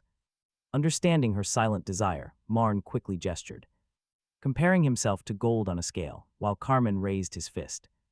Ready to make his move, the young woman of the night watched eagerly. Realizing they would finally get the supplies they desperately needed. Determined to defend his family's honor, Carmen officially took the job of protecting her. Long trek ahead, after a brutal journey through the endless snow, they steadily pressed forward. Marac finally spotted the next city, which made the young woman ecstatic. She ran ahead, dreaming of her home and a relaxing hot bath, but first they stopped at a local tavern to wash up and get some drinks. Carmen grinned, approaching Marac and the young girl to say he booked 3 rooms on the 3rd floor. Marac's plan was simple: wash up first, then gather for a massive dinner. The cozy tavern was warm and clean. Food arrived instantly. Everyone ate happily. Their long hunger was finally satisfied. During the feast, Marac noticed a tense situation that ruined his quiet meal. A waitress at a nearby table was getting harassed. Suddenly, a man with blonde hair, a mohawk, and a huge beard stepped in, arms folded. Glaring angrily at the thugs, "Stop bothering her," he sternly warned. But one punk didn't care. Over a bowl of hot soup, the guy mockingly asked when he'd ever touched her. Chewing slowly, Carmen noted to Marac that the room was getting hot, suggesting they intervene. But before they could even move, boom, someone else stepped in. Vicious punch landed clean on the thug's jaw. The impatient fighter was the white-haired girl, clearly enraged by their behavior. One hit sent him flying. The entire tavern froze in shock. From the back, Marac watched the chaos with a satisfied smirk. Another thug stepped up. Instantly, a hand gripped his skull, firmly smashing his face flat against the table. It was Marac. He wouldn't tolerate disrespect in his presence. Grabbing him back up, he pulled his head up. Had he learned his lesson? Seeing the guy nod in terror, he let go with a grin. The girl, having finished her scolding, earned wild cheers from the crowd and the innkeeper. Meanwhile, Carmen grabbed another troublemaker by the collar who had acted just as badly. Shoving him down, Carmen raised his hands and explained they were nothing more than simple travelers passing through. Patting the young mage's head, she confessed that injustice made her furious. Marac just listened quietly to her words. Observing her from behind, he silently realized her anger didn't come from a simple lack of self-control. Curious, Carmen decided to search the insolent man's pockets. Finding a few coins, he quickly tossed them to Marac, who caught them and immediately handed them to the innkeeper to pay for the damages. Finally, the chaos cleared. Peace returned, leaving the innkeeper relieved. Night fell quickly. Suddenly, a sharp knock echoed at the door. The white-haired girl asked who was there, but the voice demanded entry. Opening it with a smile, she found Marac standing right there. Fear froze her instantly as his hand clamped down hard over her mouth. He slammed his sword against the wall, forcing her to look straight at him. He hissed for her to listen and not wake up Carmen. His green eyes glowed with raw fury. "Do you understand?" he demanded. Glaring at her, he brought up her claims about fighting injustice.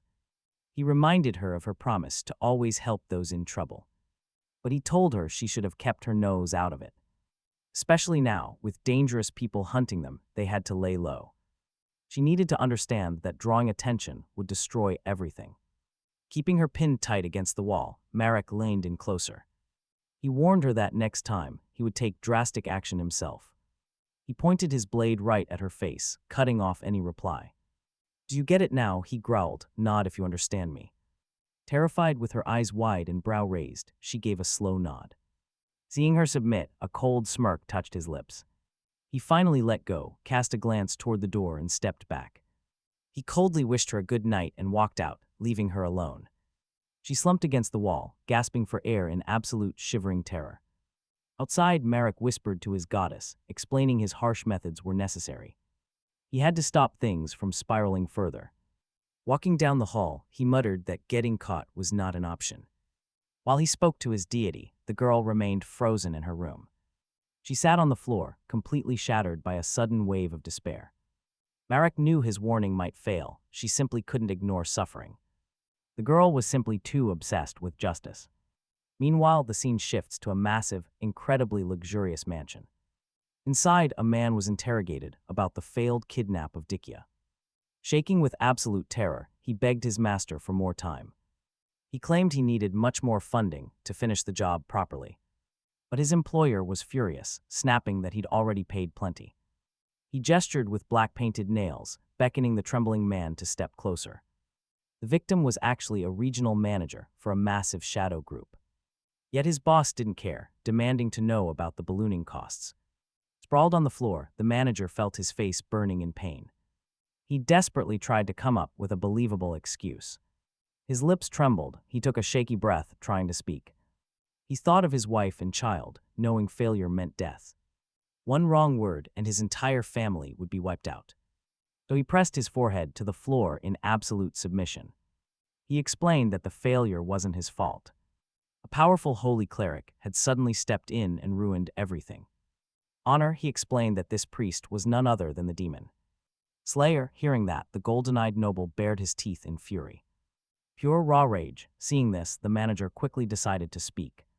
Up, he revealed that this priest was no ordinary human, explaining how the cleric had slain a colossal, mutated demon beast. He also brought up the cleric's recent legendary feats in Kelton, where he absolutely crushed a terrifying entity summoned by the dark cultists. And get this, he faced all of it entirely alone, solidifying his reputation as the ultimate enemy of evil spirits. The golden-eyed aristocrat with pointed ears listened closer, his interest piqued, focusing with a sharp intensity after hearing about such crazy deeds. The manager added that the cleric was traveling with Voltus' eldest son. Right then, the golden-eyed man cut in, demanding to know if young Dea was in their custody. Prostrate on the floor, the manager smiled faintly. This meant the mission was still very much alive. With a menacing stare, the noble ordered absolute victory next time. No excuses, the manager's brief smile vanished, cold sweat dripped down his face as he nervously gulped, completely terrified. Meanwhile, inside a private room at the very same inn, Marac was feeding his tiny deity. He quietly admitted to her that he might have been way too harsh on the silver-haired girl. The little spirit teased him, asking if he actually cared about Dea. He muttered she was just a client. Then a knock came.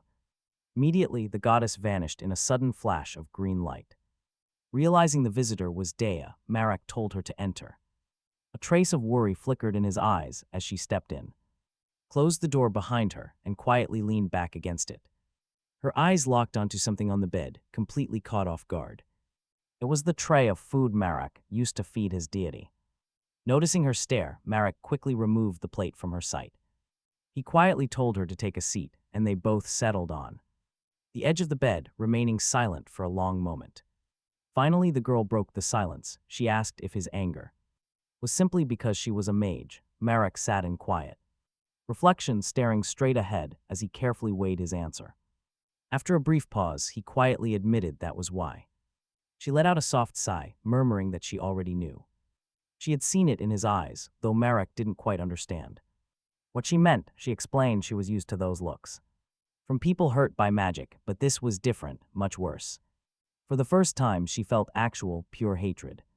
She vividly recalled him pinning her against the wall to silence her.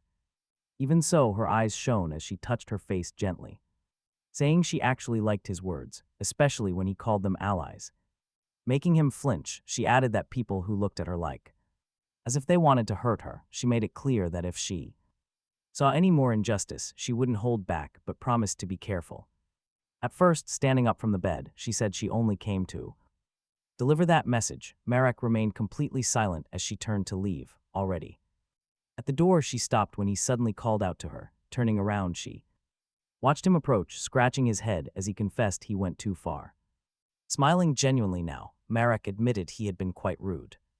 The young woman grinned widely at that, telling him that he was finally beginning to see her clearly, which made her happy. Marac closed his eyes, trying to look serious even though he was smiling, as he asked if she was sincere. Beaming, she asked if they had made up and suggested putting any bad blood behind them. With a chuckle, Marac told her that everything was fine on his end and he didn't hold grudges against anybody. She smiled faintly, gave him a playful wink, and with a slight blush creeping onto her cheek, said she was ready to set off. Once she left, Marac went back to feeding the goddess, thinking that even sorcerers were only human after all. Even with the deity grumbling, Marac felt quite peaceful since her voice brought him real tranquility. The little goddess, busy devouring her food, noted that Marac was finally starting to understand. As always, feeding the little goddess brought a smile to his face as she ate happily. A few days later, at that very same inn, some angry-looking townsfolk showed up, instantly causing a scene outside.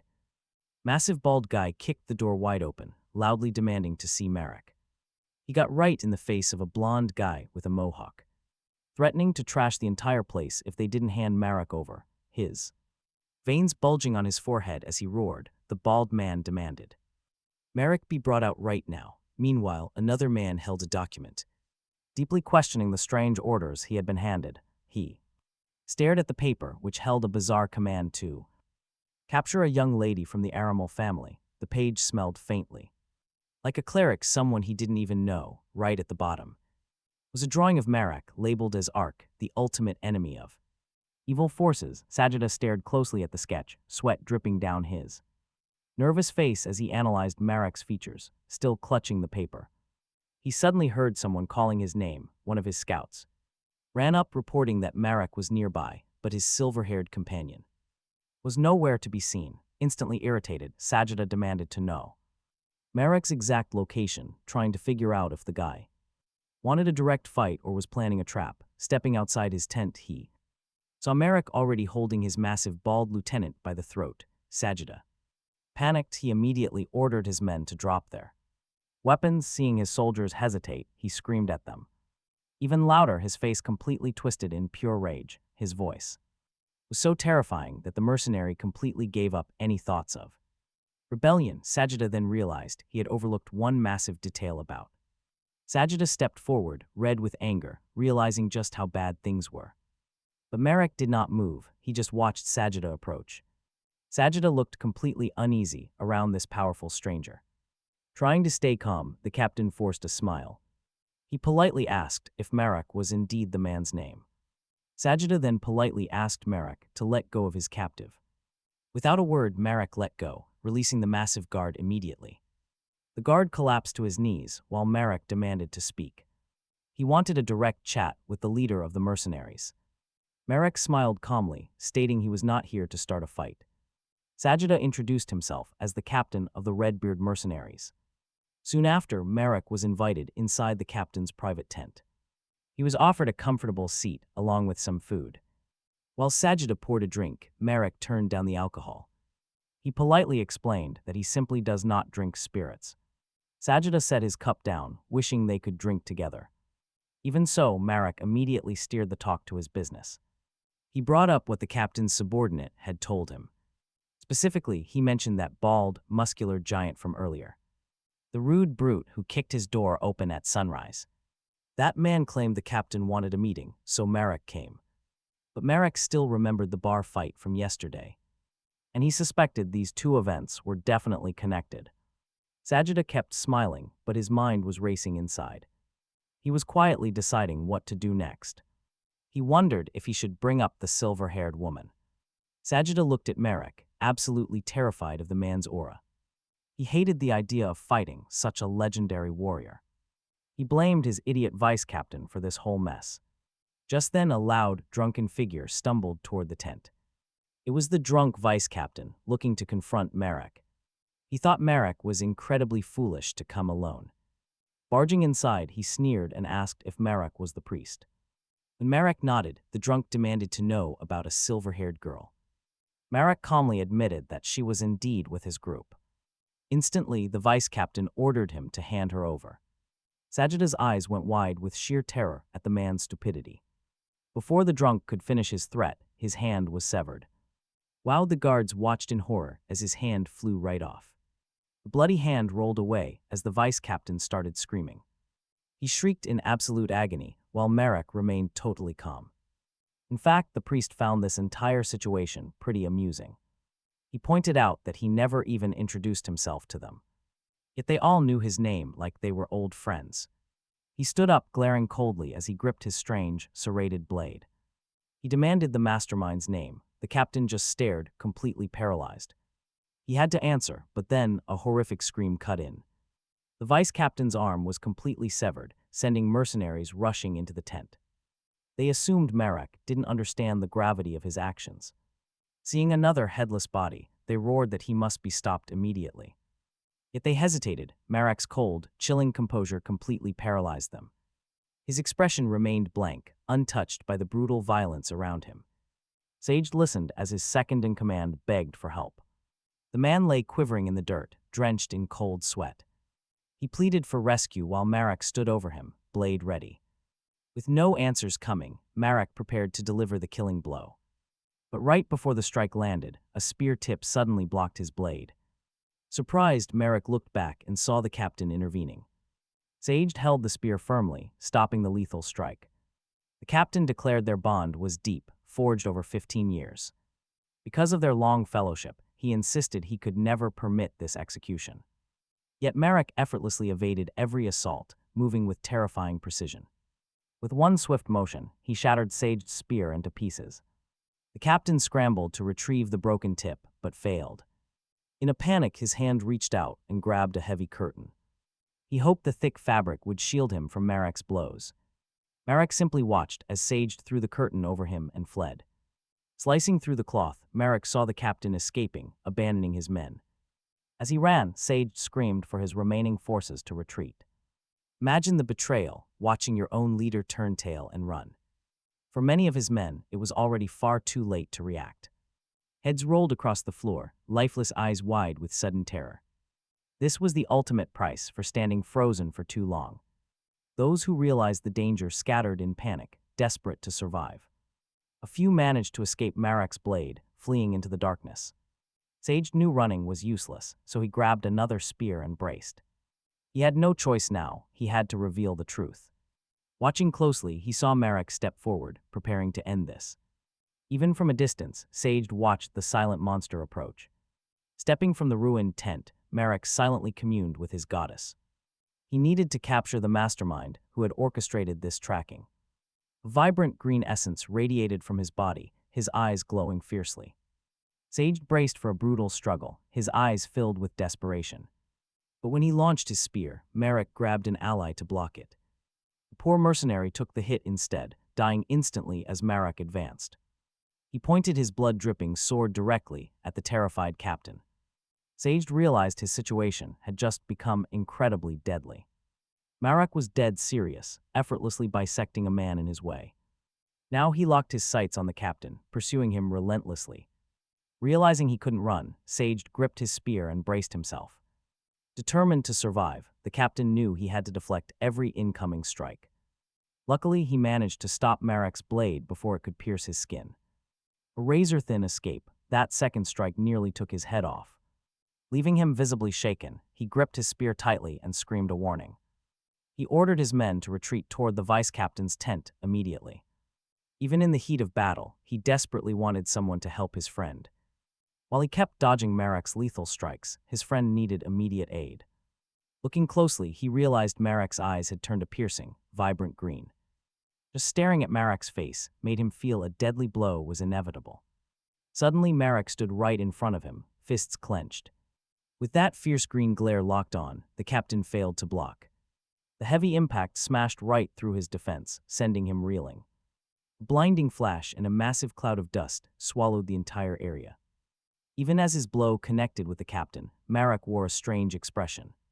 In the middle of this brutal clash, a genuine smile crept onto his face.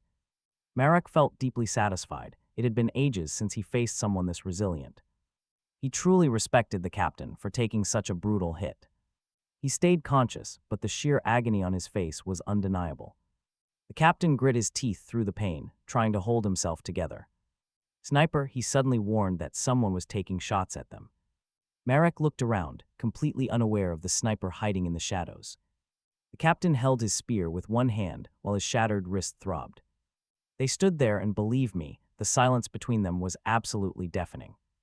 Neither of them wanted a stray arrow ruining this epic standoff. Ice-cold tracks and bodies littered the ground as they watched each other. Nearby, a trembling mercenary watched the intense standoff unfold. Veins popped on his neck as sheer panic took over the ranks. Refusing to be the next target, the mercenaries completely abandoned their captain. Left alone with his opponent, Marac asked if he still wanted to fight. With a smirk, Marac noted it would be perfectly fine to surrender now. Since his men had run off, the captain had no other choice. He tossed his spear aside, finally admitting his complete defeat. Facing his captor, the captain agreed to reveal everything he knew. They began driving wooden crosses into the ground while talking. The captain watched the grim markers go up as he answered questions. Marac wanted to know if the man harbored any real hatred toward him. Looking at Marac, the captain knew a wrong answer could end his life. Showing resentment would only trigger Marac's immediate and deadly wrath. Marac warned he never forgives a grudge, so Sajida smiled and agreed. He agreed that Marac's ruthless logic made perfect sense. Looking at the execution crosses, the captain decided to speak plainly. In this business, you either kill or get killed. It was pointless to hold a grudge against rival soldiers, especially when they all end up sharing the same barracks later. He had never hunted anyone down with hatred, and he did not start now. Marac did not particularly like him either, remembering their faded mercenary standard. Their long-term financial ruin was obvious. At that point, Marac questioned him. He asked what the captain planned next, getting only a weary smile. The man admitted he had no idea, 15 years having passed since his last solitude. Being alone felt completely disorienting, yet he needed some quiet reflection. He would likely return to mercenary work eventually, as Marac listened quietly. Marac looked quite pleased, clearly plotting his next move. He suggested the captain choose a much more reputable employer this time. After hearing this, the weary captain glanced back toward Marac. Marac just smiled, noting that a well-paying boss was always better. The captain stared out at the horizon, clearly lost in deep thought. Now watch they head back to the inn, but things are incredibly tense. Taya looked incredibly vexed as the trio sat around the food in silence. Breaking the silence, Marac asked if she was staring at his dirty clothes. She snapped back that he was perfectly clean, but Marac felt her anger. Sensing her sharp tone, Taya demanded to know why he sneaked out. He left in secret, making her recall last night. They had sat on his bed talking, and she thought they grew closer. Resting her chin, she wondered if she had completely misread the moment. She remembered how he pressed her body hard against the wall. He had silenced her, warning her not to do anything rash. Still angry, she snapped that he left without even saying goodbye. Staying perfectly calm, Marac asked her a very serious question. He asked if she had ever truly faced anyone before. Looking down in quiet contemplation, she admitted she had never killed. That was exactly why he went alone, knowing some things require real resolve. But his explanation did not heal her hurt, and she demanded answers. He should have at least told her what was going on. Marac realized he only hid it to keep her from worrying. He promised to tell her next time, just as someone approached. The person was completely out of breath, calling out for Taya. It was Carmen, yelling that Marac had gone to hire soldiers. They sat around the table, their faces instantly lighting up. Carmen urged them to grab their weapons and help save Marac. But wait, Marnak was already sitting right there, casually eating. He was safe eating, with a complete stranger sitting right there. Carmen asked about the stranger, and Marnak introduced their guest. He was their newly hired mercenary, and they quickly shook hands. Taya watched their firm handshake, looking incredibly suspicious of him. She quietly asked Marnak if they could actually trust this guy. Feeling the sudden tension, the awkward captain ran a hand through his hair. Carmen quickly stepped in, saying a strong ally was always welcome. Having a dependable warrior around was definitely a major plus. He then excused himself to check arrows with the local blacksmith, promising they would all set off the very moment dawn broke. Meanwhile, deep in the dead of night, preparations for their next journey began. Someone was using dark magic to control the undead. The pink-haired girl stood there stunned, asking again and again about the timing. Right in the middle of their meeting, she demanded her companions tell her. They had to give her an exact arrival time. A flashy blonde man with a mustache wondered if they were even heading the right way. Still, he was just glad they made it before she completely lost her temper. Always complaining, but the redhead stayed perfectly calm, quietly muttering that it would happen very soon since he already checked. Hearing this made the pink-haired girl smile with pure, excited delight. She got right in his face, demanding he promise her. She wanted to be absolutely sure they were close to Urdico. The redhead, still lying down with a book, asked why she doubted him. Sure, she believed him, but she felt uneasy. Her face twisted into a creepy grin. Watch out, she is seriously dangerous. Suddenly, her eyes glowed hot pink as she promised to tear them to pieces. Meanwhile, a traveler pushed through the heavy snow with a massive grin. He was thrilled they finally made it. The silver-haired girl stopped, looking back while chatting happily with her little group. Carmen stared at Urdico in the distance, already dreaming of a warm bath. But someone was watching, trying to place their faces. Once he spotted Marac and the main character, his eyes locked on them. He started sprinting, desperate for a closer look. He frantically asked if this was really Marac, the legendary demon slayer. Grabbing his hand, he begged him desperately. He pointed away, pleading with Marac to talk to someone who needed help. That person ignored the city governor and kept raising the dead. The traveler offered Marac a massive reward, but the veteran warrior just sighed. He held his head, admitting he doubted he could actually change anything here. The man begged him to just try, and the captain looked over at Carmen. Why not? No harm in trying. With terrified, trembling eyes, the man whispered that everyone in town was pushed right to their limit. Those mindless corpses wandered the streets every night, terrorizing the helpless citizens. Marac stood perfectly still through the entire speech, taking in every word. Shrugging his shoulders, Marac warned the guy not to get his hopes up. But even that tiny spark of hope made the traveler's face light up. Marac promised to help and told the others he would catch up later. He sent them ahead to find lodging. The silver-haired girl smiled, agreeing to lead the group onward. Walking alone through the freezing snow with a single torch, Marac wondered. Why did the gods choose this specific kid to be the quiet messenger of death? The main character was strange, but clearly chosen by the gods for greatness. Out of nowhere, for some unknown reason, the heavens granted him a gift. They gave a mere human summoning magic. Now he could wake the dead, becoming the ultimate commander of corpses. Of repose, the chosen ones had to don a very distinctive robe and dedicate their entire lives to helping the dead. Their quiet lifestyle was a complete mystery, and the sound of their trumpet remained unknown. No one understood their true reason for reviving the dead, yet these trumpeters appeared. In places overflowing with corpses, there they blew their completely silent horns, gathering massive armies of the undead. Meanwhile, the nobles just watched, holding their golden cups filled with rare, floating gold, and studded with bright diamonds. They never dared touch the corpses controlled by these strange heralds. It made sense, since nobody wanted to face a growing undead army that grew every night. Walking slowly through the deep snow, Marac knew this was something anyone would avoid, but watch how he smiles here. Figured these lonely heralds lived in complete, quiet isolation. Nearing the mysterious trumpeter with torch in hand, Marac offered a polite greeting, but he got no answer as the silent figure just stared back at him. Marac noted that many others had tried to speak, but admitted he simply could not ignore a desperate plea for help. Smiling warmly, he added that to normal people, these walking corpses were pretty creepy and disgusting, Marac looked over the zombies, then their leader, asking if there was some deeper reason for them being here. The speaker finally replied, saying he never stayed in one town, always moving. He then revealed his constant running was to escape a tracking, evil spirit that showed the way, stating those entities had caused massive casualties.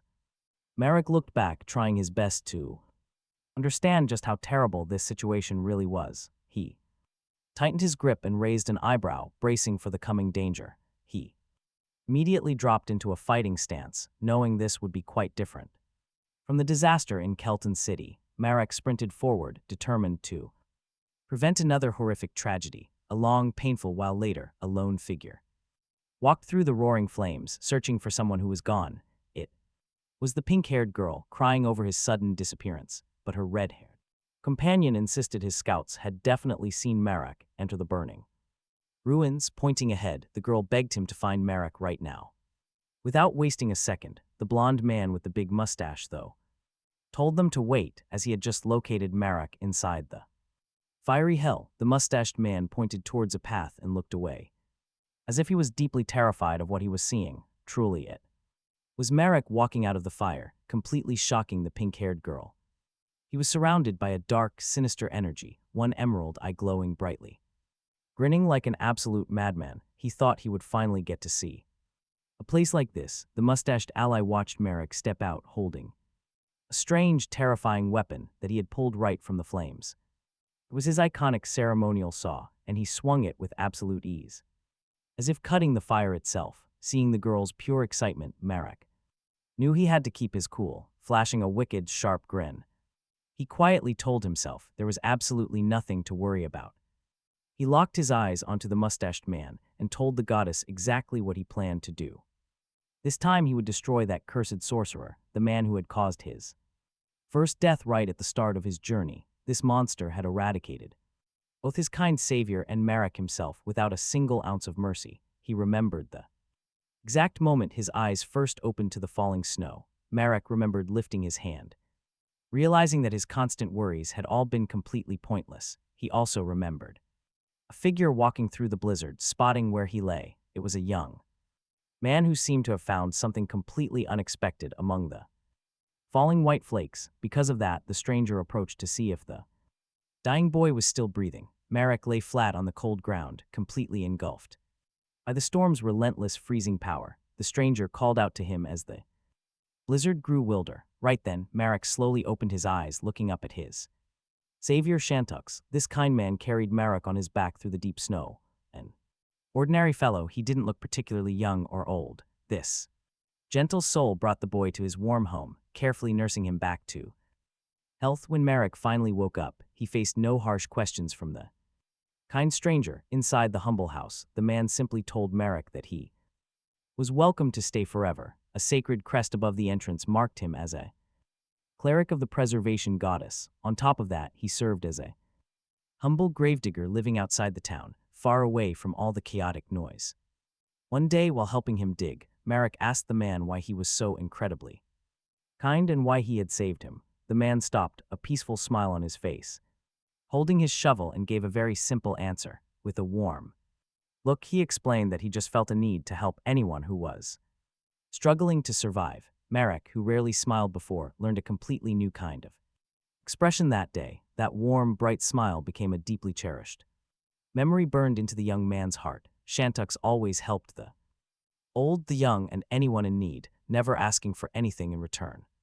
Following his mentor's lead, Marac began helping the local village kids. He remembered a whole peaceful year spent living beside this incredibly kind man. But get this, everything changed next winter when he tried to do exactly what Shantux would do. He found an unconscious stranger freezing in the snow, and just like Shantux, carried him right back to their home.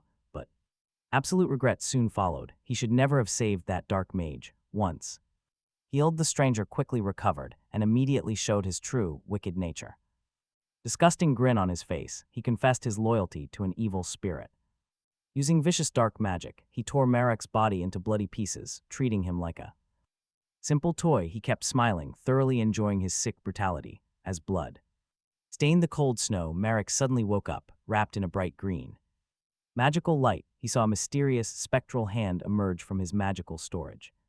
It gently brushed over his face, glowing with a powerful, strange green. Light rushing back to his house, he faced the devastating price of his naive choice. Right at the doorstep, Shantux lay completely dead on the floor, brutally slaughtered by that cursed mage. Back in the present, he swings his jagged sword, cutting clean through the raging flames. The sorcerer's eyes widen. He recognizes that freezing stare and gestures, pointing directly at Marac, identifying him as the gravedigger. Emerald eyes burn with rage. The sorcerer just sneers. He rests a hand on his hip, claiming the kid died years ago. His crew listens as he boasts about personally killing him. Marac's fists clench tight. The sorcerer is wearing the priest's holy robes. He gladly admits to stealing them. And not just clothes, he stole the priest's hand, too. He boasts it worked perfectly for 3 whole years. Marac's fury explodes, veins bulging across his face like snakes. The pink-haired girl with purple eyes chimes in, saying she knows him. Excitedly waiting, but she gets completely ignored by him. Marac completely ignores her. He swings his blade, rushing forward. His target is the mage. He hurls his heavy sword directly at the mustached sorcerer, who quickly summons a magic barrier, concealed behind the barrier. The sorcerer mocks him, saying he looks so weak. Marac only snarls. Shut up, he growls fiercely. Then the goddess of decay raises her hand, unleashing fresh terror. The sorcerer stands completely shocked. Frozen in disbelief, in an instant, Marac shatters the magic barrier. He reaches inside and forcefully rips off the stolen hand, but suddenly, the pink-haired girl whispers in his ear, puzzling him. Wait, didn't he literally just decapitate her? Concurrently, the sorcerer facing him begins chanting the scale of retribution spell. The mustached man raises a single hand during the dark rituals. Execution. His eyes are filled with absolute madness, grinning wildly and exposing all his teeth.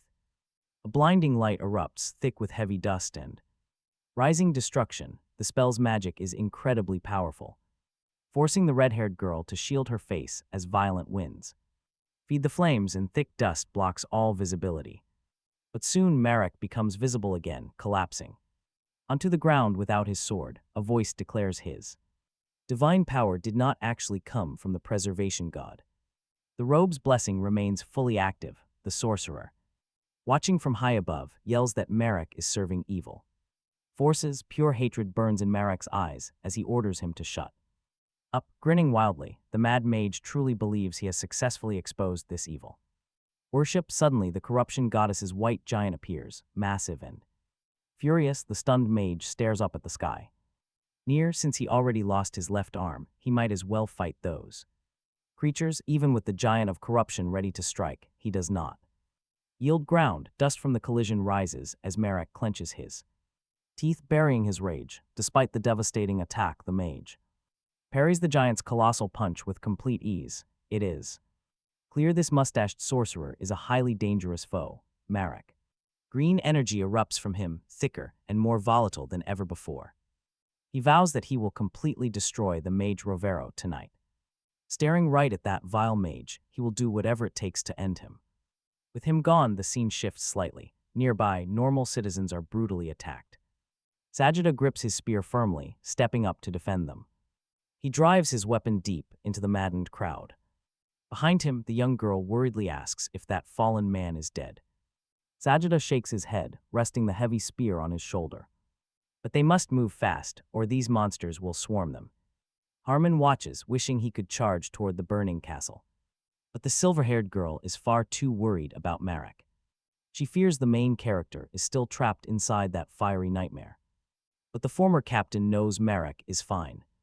A beast like him will not fall. Outside, twisted bodies litter the ground. Eerie fire spreads everywhere, and terrified citizens run for safety. The Lord's estate is quickly turning into a massive, blazing furnace. Honestly, this is crazy. The entrance is completely blocked by fire. The 3 allies quickly plan their next move.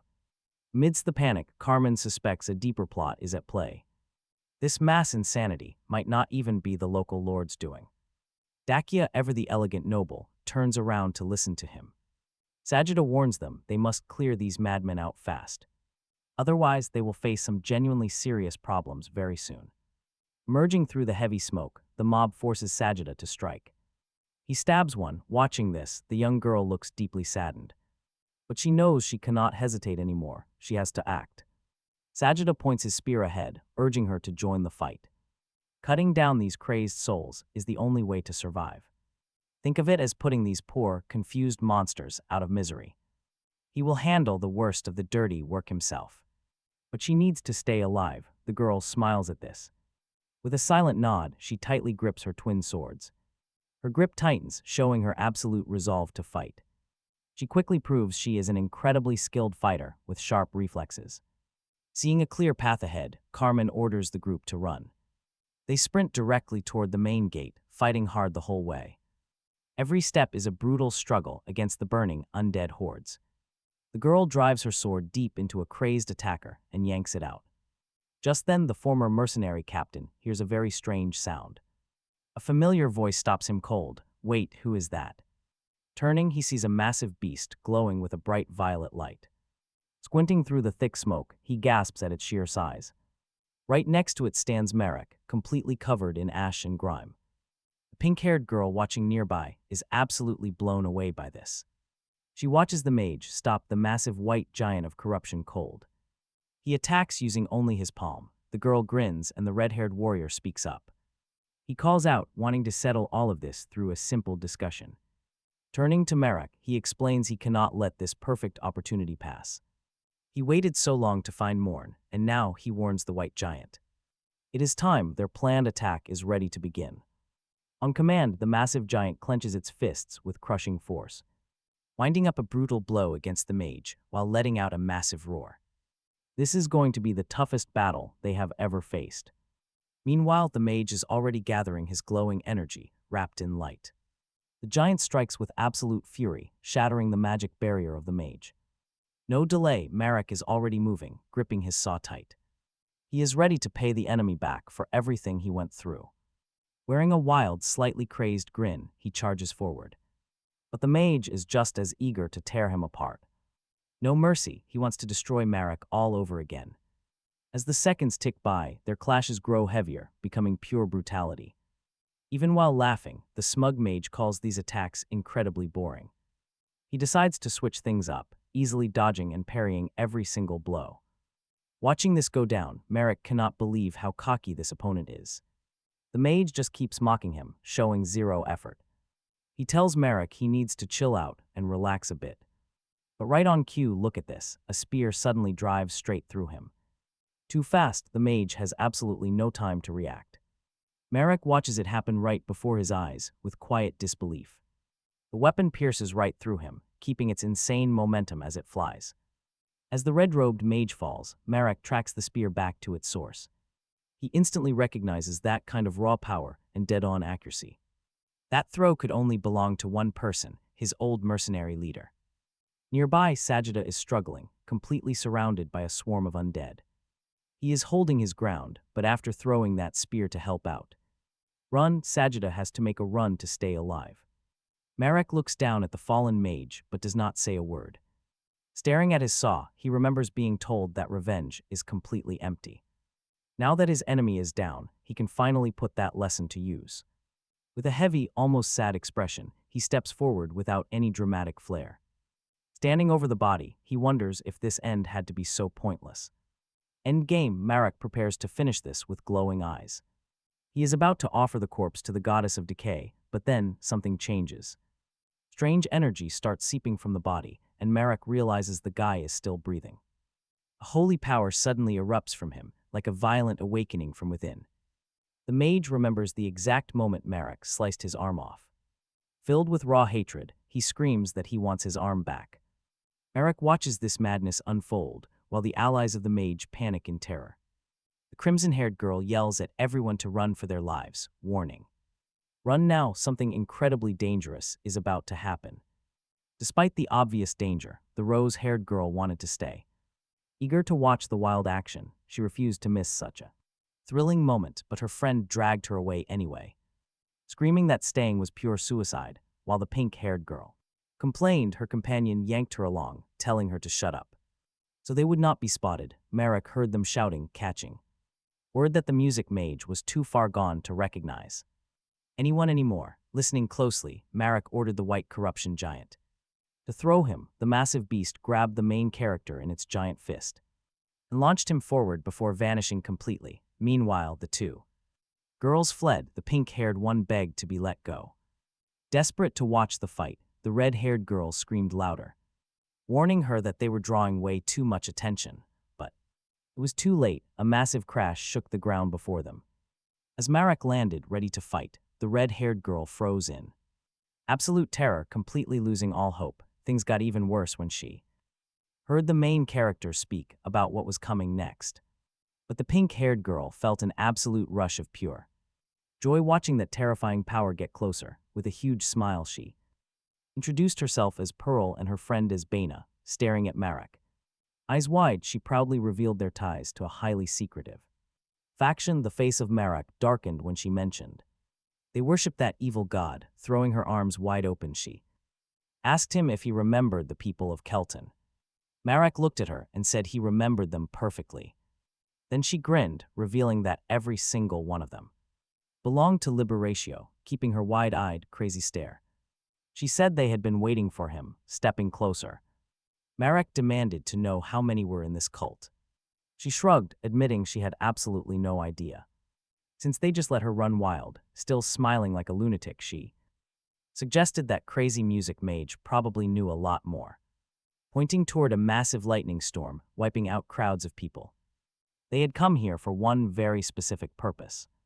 Right in the storm, the mage was gathering raw, dark magic for a massive attack. Marac ignored him for now, wanting to understand the real goal of Liberatio. That is when Baina stepped in, offering to explain everything. Closing her eyes and raising a hand, she declared that their true objective was actually quite simple.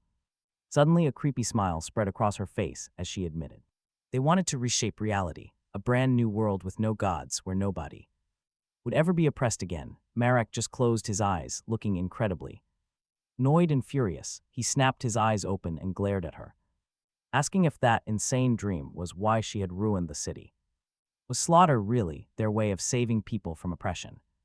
Crossing her arms, she claimed she never wanted this, blaming everything on the mage. Under Marac's intense glare, she casually noted they still had to collect some items.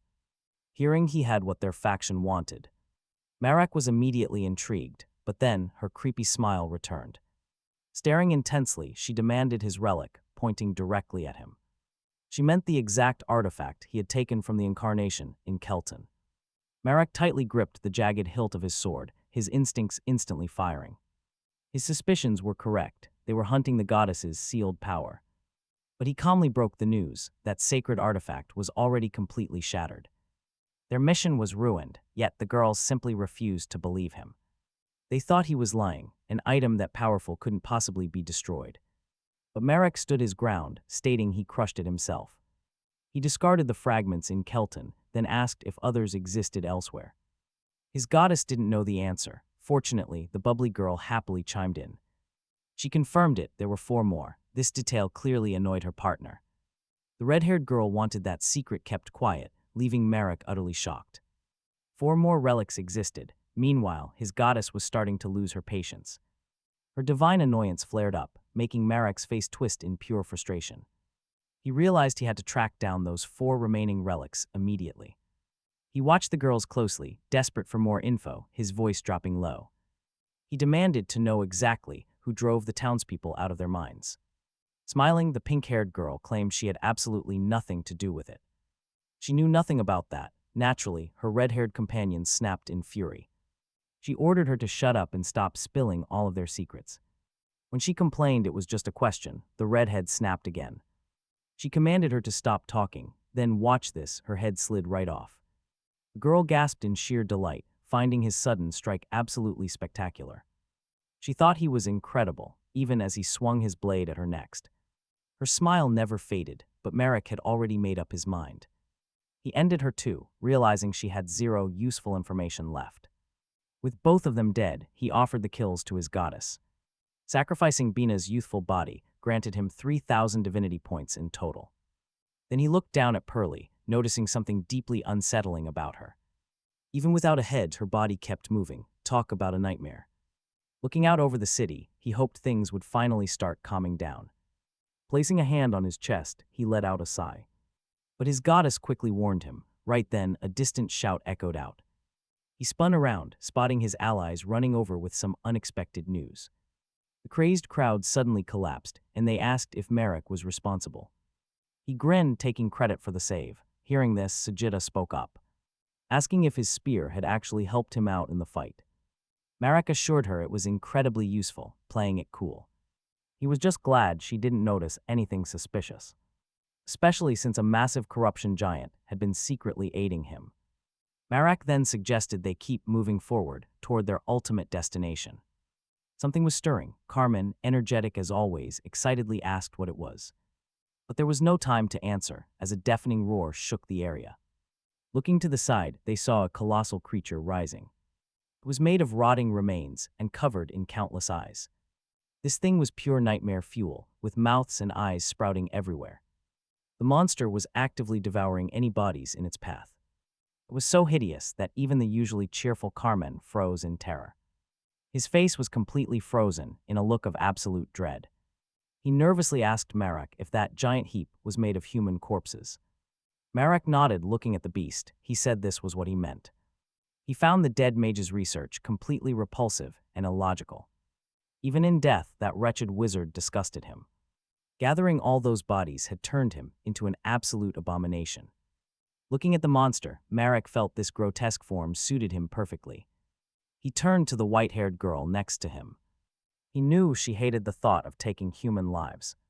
He promised to comfort her once this whole mess was over. Hearing those words, she cheered right up and flashed a wide smile.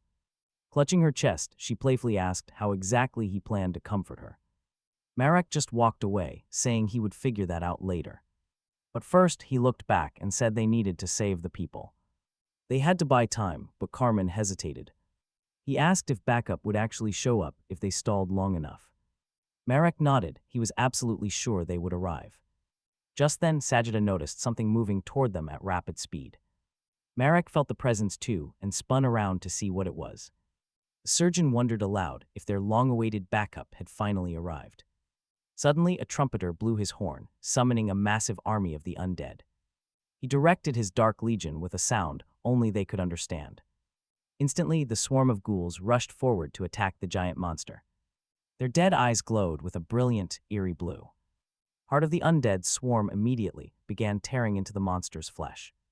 They swarmed in vast numbers, biting and clawing furiously. They shredded the beast's skin, clearly annoying the massive creature. The vile monster roared in pure rage while the group watched. Young Dea was confused by the bizarre behavior of these zombies. Pointing at the trumpeter, she asked if he was a friend or foe. Marac figured he was an ally since he kept charging toward them.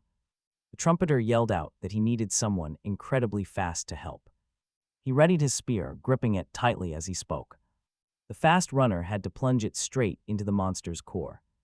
They had to strike it dead center to end this nightmare. Marac stared closely at the weapon. It was a spear. He grabbed the weapon, snatching it right from the trumpeter's hand. Then he asked if there happened to be a sword lying around instead. Such a sudden question left the legendary trumpeter completely speechless for a brief moment.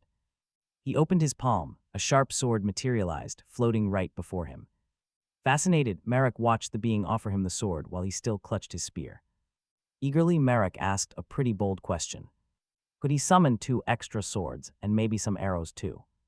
Once again, the young warrior's incredible boldness when facing divine power was truly, absolutely shocking. Meanwhile, the massive beast kept roaring, sending out horrifying, distorted illusions. The quiet trumpeter simply raised his finger to the sky. Swords and arrows instantly materialized in the open air, leaving Marac completely and utterly thrilled. The quiet musician's power was incredibly formidable. Inspecting his spearpoint, Marac saw it looked like polished bone. Nearby, Karma tested her newly summoned bow. Seeing everyone so excited with their brand new weapons, the blonde girl eagerly brandished her sword, loving its lightness. It was incredibly light and easy to handle. While Sajida inspected his new spear, Marac gripped the sword hilt to test its balance. Every blade was perfectly sharp, imbued with divine power. Gazing at the massive beast before them, Marn realized something. These holy weapons would easily shred through any undead creature. The trumpeter said he could temporarily freeze the giant. He hoped they would use that moment to pierce its heart. Marac grinned, hoping to keep these divine weapons after the fight. Instantly, the divine musician raised his golden horn once again. He played a sacred, echoing melody that was specifically designed to paralyze their colossal enemy. Bracing themselves, the four fighters stood ready to attack. The sound echoed. Suddenly, the giant beast convulsed violently. The surrounding undead horde was also whipped into a wild frenzy. Before long, they watched the giant begin to sickeningly melt away. "Look at that," Karma quickly pointed out the disturbing transformation. The absorbed bodies were literally sliding off its melting flesh. Marac watched in absolute fascination, wondering what would follow. Right before him, the horrific giant dissolved in silence. Yet it remained immense, terrifying, still fully ready to fight. Marac knew they had to strike right now. If those bodies fused together again, it would be over. The trumpeter warned that this thing was far deadlier than cultists. Everything they fought before was just its outer, decoy shell. These divine weapons could pierce right through everything, to the enemy's real, hidden core, urging them to run. They needed to charge the giant with everything they had. There was no time left for plans, only resolute action. They rushed forward as one behind Marac. Things could go sideways in a second, watch closely. Luckily, the giant beast seemed unable to move. Watching from the rear, Decay could clearly see its critical weakness.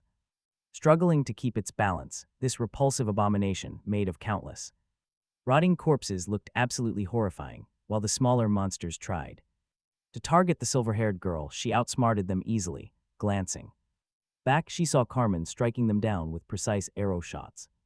Carmen covered her flank from afar, keeping the path clear. Marac watched them work, hearing her shout that she would match her.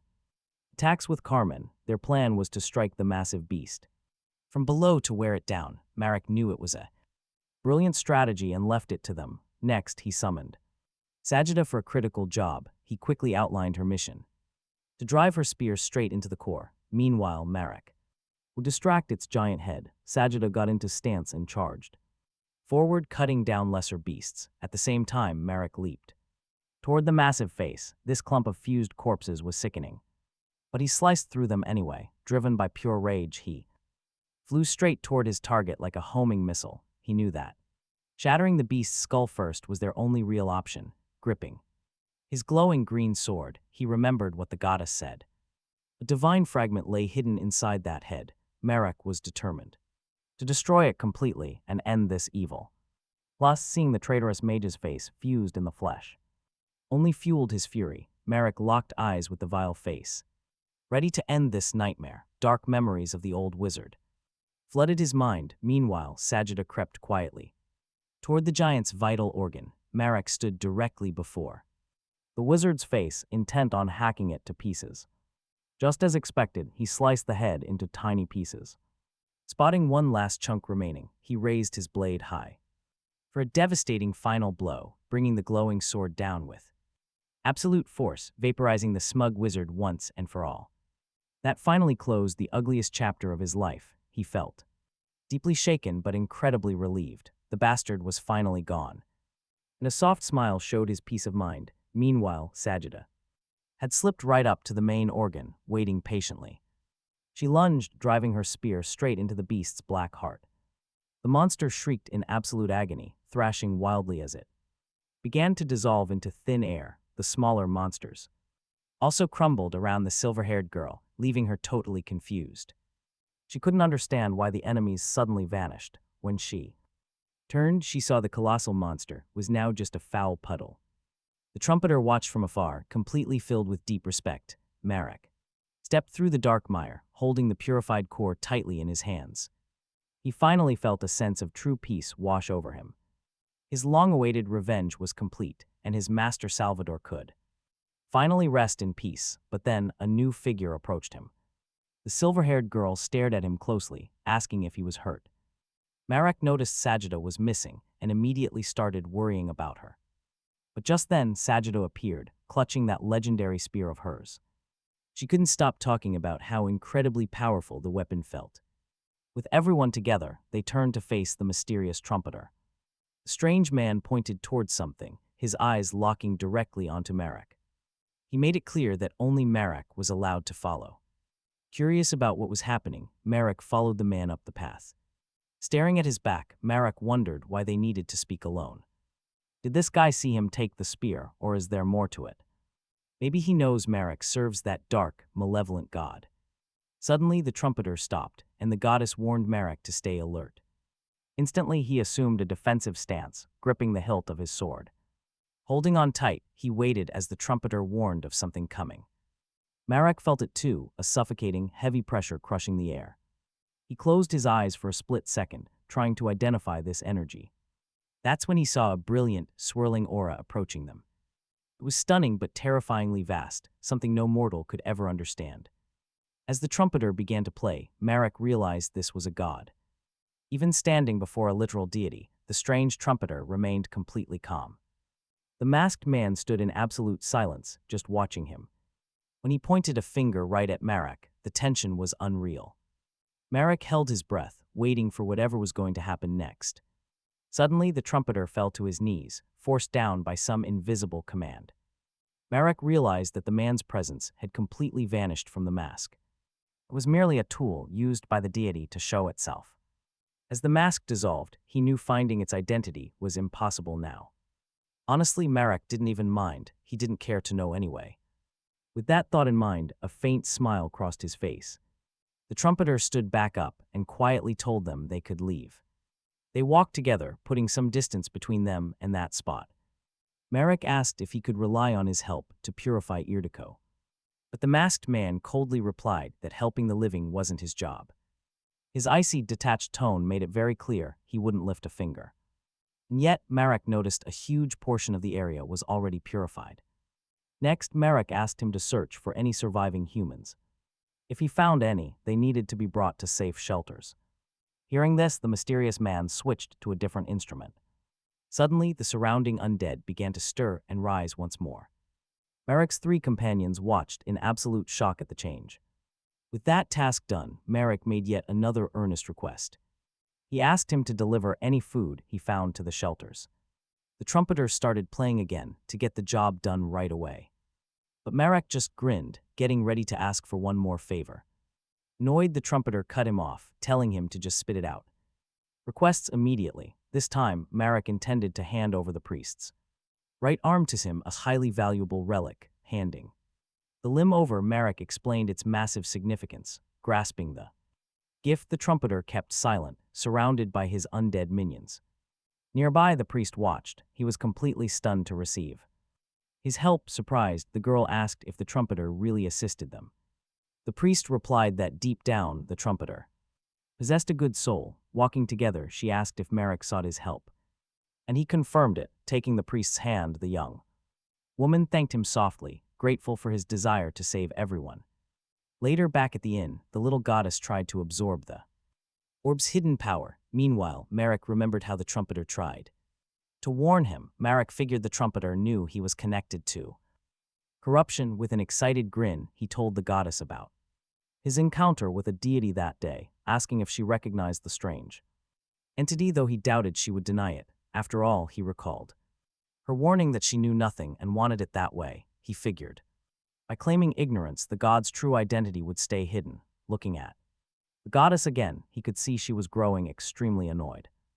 Watch this, she suddenly snaps, grabbing the orb and hurling it away as tears poured down her face. Marac gently asked if the divine seal was causing her trouble, adding that throwing things was no way to handle her anger. Childish move, she pouted, stubbornly turning her eyes away. Marac thanked her for trying to help, asking her not to throw the orb again, no matter how frustrated she got, to cheer her up. He hugged and lifted her, coaxing out a smile and a cheeky gleam lit up her eyes. The goddess asked if she would become prettier by absorbing all the orbs, but before he could even answer, she teared up and started crying. Gently, Marac told her she was already perfectly charming, hearing that his feelings would never change. She finally calmed down. Holding her close, Marac promised her that even if her charm grew 300 or 100-fold, he would always love her. Meanwhile, the inn stayed lit.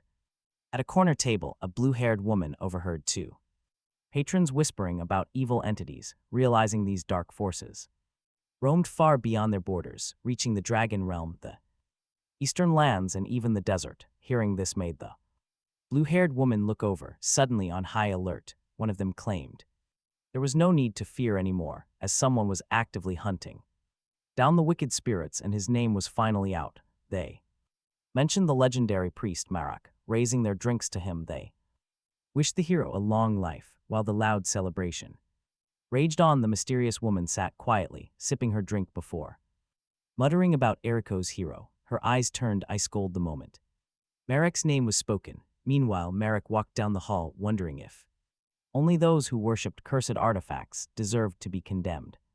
But the mercenary he hired and the local lord were already taken out. Now he faced the terrifying prospect of confronting that cold-blooded beast. He closed his eyes, shivering in fear while picturing the absolute worst. He knew a clash was unavoidable with that prince, a ruthless man he had sworn never to cross a second time.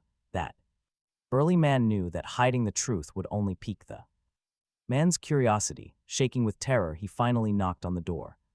He stood there waiting, holding his breath for a summons and permission to enter. Inside, the prince reclined on his couch as usual. But on this day, his gaze felt incredibly heavy. Meanwhile, in another camp, Marac rested his blade on a mercenary who had tried to rob them. The white-haired girl watched the scene unfold, grief written all over her face. She was so distressed that she turned away, unable to watch. Noticing her pain, Marac turned to her, promising to bury the men and return quickly, true to his word. He dug the graves and raised a wooden cross, silently praying to his goddess. He offered a quiet tribute, asking her to guide the fallen souls. As he finished the ritual, eerie green flames flared up before him. Marac smiled, having gathered a massive amount of divine energy from these attacks. Back in the freezing snow, he told the group they could move out, while Carmen chatted with Z. Marac and the princess walked in silence. Suddenly, Marac stopped hearing his name. It was the white-haired princess trying to start a conversation. She quickly explained she wasn't judging him, she just wanted to understand. She begged him not to take her words the wrong way. While Marac listened in silence, she softly pointed out how he never showed any mercy toward those ruthless bandits. Seeing his quiet expression, she added that she understood if he wanted to keep to himself. Marac pressed his lips together, looking deeply troubled. He then asked if she had brought this up with their other companions. She replied that Carmen only fought to prevent more innocent deaths. Saja, on the other hand, was just doing his job, but promised to spare them if she asked him to. With a faint smile, Marac raised a finger, explaining his own actions. He did it because he saw their true potential. The princess wondered if that was why he buried them with crosses, hoping for rebirth. He explained his belief in a bandit's power to change and find a better path. She realized that letting them live to help others would be the best way. She listened closely as Marac pointed out that if he let them go, they might slip right back into evil, so he gave them a safer second chance, a true rebirth. Still, she could not fully bring herself to agree, asking him if he truly believed mortals had any right to judge one another. The goddess playfully winked at Marac. Listening closely, he placed a hand on his chest, quietly letting her know he understood her deepest feelings. He remembered when she first gave him the freedom to choose his own path. Meanwhile, Carmen and Sajida kept up their usual, carefree attitude. Marac gently told the girl he was not here to judge anyone. But when it came to stopping those bandits, he had to take action. He remembered standing over a fresh grave, making a solemn promise. He would wipe out every threat. She sighed, saying it was his choice. With his heavy blade strapped to his back, he knew his day would come. He would pay for his actions. He was fully prepared for it. No matter the cost, he would pay. His face grew incredibly serious. He vowed never to save a villain, just to watch an innocent die. The memories were pure agony, bringing back the pain of his past. He clenched his fists tight, knowing he had to face the consequences. A vow is a vow. He would never show mercy to the wicked. Tears fell, remembering his friend. He wept. The girl went silent. She could not argue. She just sat there, watching him think. She softly asked to share her past, then stopped herself in hesitation. If he did not trust her, she would not push. Marac smiled warmly. Talk later, he suggested. Then he pointed out a distant spot. A merchant caravan was approaching. Carmen immediately suggested selling their looted gear. The four of them prepared to meet the travelers and negotiate. Soon, a trader was carefully examining the items they had brought. His sword, the trader gasped, noting its rare, indestructible alloy. It was a masterpiece from the peak of the old empire, he apologized for his excitement, explaining he had never seen an immortal sword before. This instantly grabbed Carmen's attention. He wanted to hear more about it. Looking at the blade, Marac remembered the day he and Carmen found it. The merchant kept praising it as a priceless, legendary treasure. Sell it? No way. Marac held the blade close to him. Intrigued, Carmen asked what else the merchant wanted from them. The man wanted to hire their group as an escort to the capital. But wait, the merchant already knew their secrets before even seeing the blade. They were from Erico, which meant Marac was the legendary demon slayer. He knew about the dark curses of Kelton and Marac, saving Erico. Looking closely at the young warrior, who was already coughing heavily, the merchant smiled, saying his reputation as a priest was definitely real. He offered a huge reward if they agreed to guide him safely. Carmen asked for a moment so they could discuss it alone. The merchant nodded, stepping out of the tent to give them space. He left, hoping for good news. Inside, things were peaceful. The goddess stretched her bandaged leg while enjoying a shoulder massage. Marac asked if the massage felt good as he worked on her. Smiling, he told her they were going to accept the job. He promised to find them some comfortable lodging in the capital. Suddenly, a piercing shriek echoed from right outside the tent. Fighters tried to subdue a flying beast attacking the camp. Marac stared. He looked at the monster in dread, having no idea what it was. Huge bat-winged creatures were swarming them. Sensing the danger, Marac moved fast. He pulled the goddess close, desperately trying to shield her from the chaos. Facing the wild beasts, Marac got ready to fight back. Gripping his sword tight, he cut down every single monster in his way. Meanwhile, Carmen let loose a barrage of arrows with flawless skill. Her insane precision absolutely dominated the battlefield. Together, they kept clearing out the swarm, then Marac's eyes flashed. They glowed a deep emerald, fueled by some strange, shadowy power. Channeling that dark force, he impaled a beast with deadly accuracy. A white-haired girl, who was actually a skilled sorceress, joined the fray. She focused her energy, summoning blazing fireballs to throw at them. As she launched them, a giant bat suddenly lunged at a nearby knight. But before she could act, Marac hurled his sword straight at the creature. This gave the knight just enough time to dodge the falling carcass. The girl turned and smiled, relieved to see Marac, but he warned her. He muttered that reckless friendly magic was more dangerous than the actual enemy. Pissed off, she snapped back that her skills were not that bad. She claimed she could easily hit a target as big as that bat. Marac shot back that mistakes still happen in the chaos. One slip-up could kill an ally. He told her to stop using magic. Visibly hurt, she spun around and walked away from him. After that brutal battle, Marac was completely covered in dark, foul grime. Black blood slowly dripped from the edge of his razor-sharp sword. Looking like a total mess, he went straight to see the contractor. The man stared, asking if he intended to keep that magnificent sword. Looking deadly serious, Marac replied that it depended entirely on his offer. The merchant felt the tension, realizing he needed to watch his words. Marac warned him that cultists of the Dark God were hunting them. They were targeted for a reason, and Marac wanted some damn answers. The merchant swore he had no clue why they were being targeted. Marac slammed his sword onto the table, a clear, silent threat. Feeling the heavy pressure, the merchant pleaded for his trust. Seeing that he was genuinely terrified, Marac calmed down a bit. He slid the blade back into its sheath, but demanded absolute honesty. The merchant hesitated, pleading for total discretion regarding this job. Smiling slightly, Marac assured him he knew how to keep a secret. Besides, he was the one being hired to handle the dirty work. The merchant then gestured for a servant to bring the mysterious item. Moments later, the servant returned and placed a small chest on the table.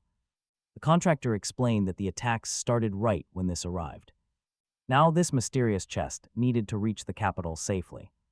That was the job, and Marac had to deliver it. Marac figured they took heavy losses from ambushes on the road when asked why he demanded something so dangerous. The merchant revealed he received a sacred relic as payment. Intrigued, he asked Marac about it, but Marac had no clue. of its purpose, but when the chest was opened, a plain necklace appeared, yet the moment Marac laid eyes on it, he recognized the item. It was a holy artifact filled with the divine energy of his goddess. Touching his chest with one hand, he felt its power glowing with a bright green light. Instantly, he understood why they wanted it. Still, he didn't know how the merchant got it or how the enemy found out where it was. The merchant then asked Marac why the evil creatures wanted this necklace, but Marac merely bowed and admitted his own ignorance, so they changed the subject. Given the danger, Marac declared that their payment must be doubled since they hid a holy relic. The merchant went completely pale at this demand, yet, in the end, he reluctantly agreed. He desperately needed their protection. Once night fell, they pitched their shelters and guards stood watch nearby. Soon, the four companions gathered to check the guards' gear and discuss their situation. Carmen loved that Marac demanded double pay. Smiling, Marac replied that he only asked for what they deserved. The young woman, however, was just happy everyone was safe. They wrapped up their talk with a high five. After that, everyone headed back to their own tents. Meanwhile, the goddess reached her hand through his clothes. Marac quietly asked if she wanted him to steal the relic, warning that getting caught would mean a total disaster, but she suggested it was the perfect crime with no witnesses around. But Marac decided against doing anything reckless. Soothing her with his hand over his chest, he revealed his plan. They would let the monsters steal it first and then snatch it back right from their hands. They would absorb the divine energy and return the empty necklace. The goddess pulsed with excitement, loving his clever idea. He figured she suspected the traitors hid something even bigger. Just then he picked up signs of a massive impending attack. He sighed, hating the terrible timing, right after washing up. He prepared to draw his weapon, determined to end things. Quickly, Marac shouted a warning to the camp. Instantly, a massive beast crashed in, throwing guards aside. Marac stepped forward, curious to see what they were facing. It looked like a giant goat, but he didn't care. About that, he was ready to chop it to pieces. With a grim look, Marac raises both hands, firmly gripping his unique sword. He fires a green light at it. The creature responds with a terrifying roar, blocking his downward slash. It shoves him back with massive horns, surprising Marac with its strength. He swings again, but the goat beast keeps blocking every single strike. Spotting a sudden opening, he decides to chop off the creature's horns. Those glowing horns definitely caught his attention, right after the slice. The beast collapses, though he just washed up. Marac gets dirty all over again, but a weird light in the forest draws his gaze. A bright light pierces the leaves, revealing something bizarre. It has massive eyes and an evil grin. Marac's eyes widen as he struggles to recognize it, but wait, it's the pink-haired girl. Tongue peeking out, held by her neck. Seeing her, Marac recognizes her instantly. His green gaze locks onto her. The girl simply flashes a provocative smile, tossing her hair. Nearby men blush and start chanting, even as Marac squeezes her neck, holding her tight. The girl asks if he has been thinking about her lately. Smiling mysteriously, she tells him it is totally fine. Since her own thoughts of him are enough for both, Marac replies that with her permission he has some questions. Her hands rest on his arm, teasingly asking what her reward will be. Before that, earlier Marac had spotted a fierce beast far away. Following the quick battle, its remains scatter across the snow as he moves onto his next destination. Just then, a massive beast appears with giant antlers and glowing red eyes, growling fiercely.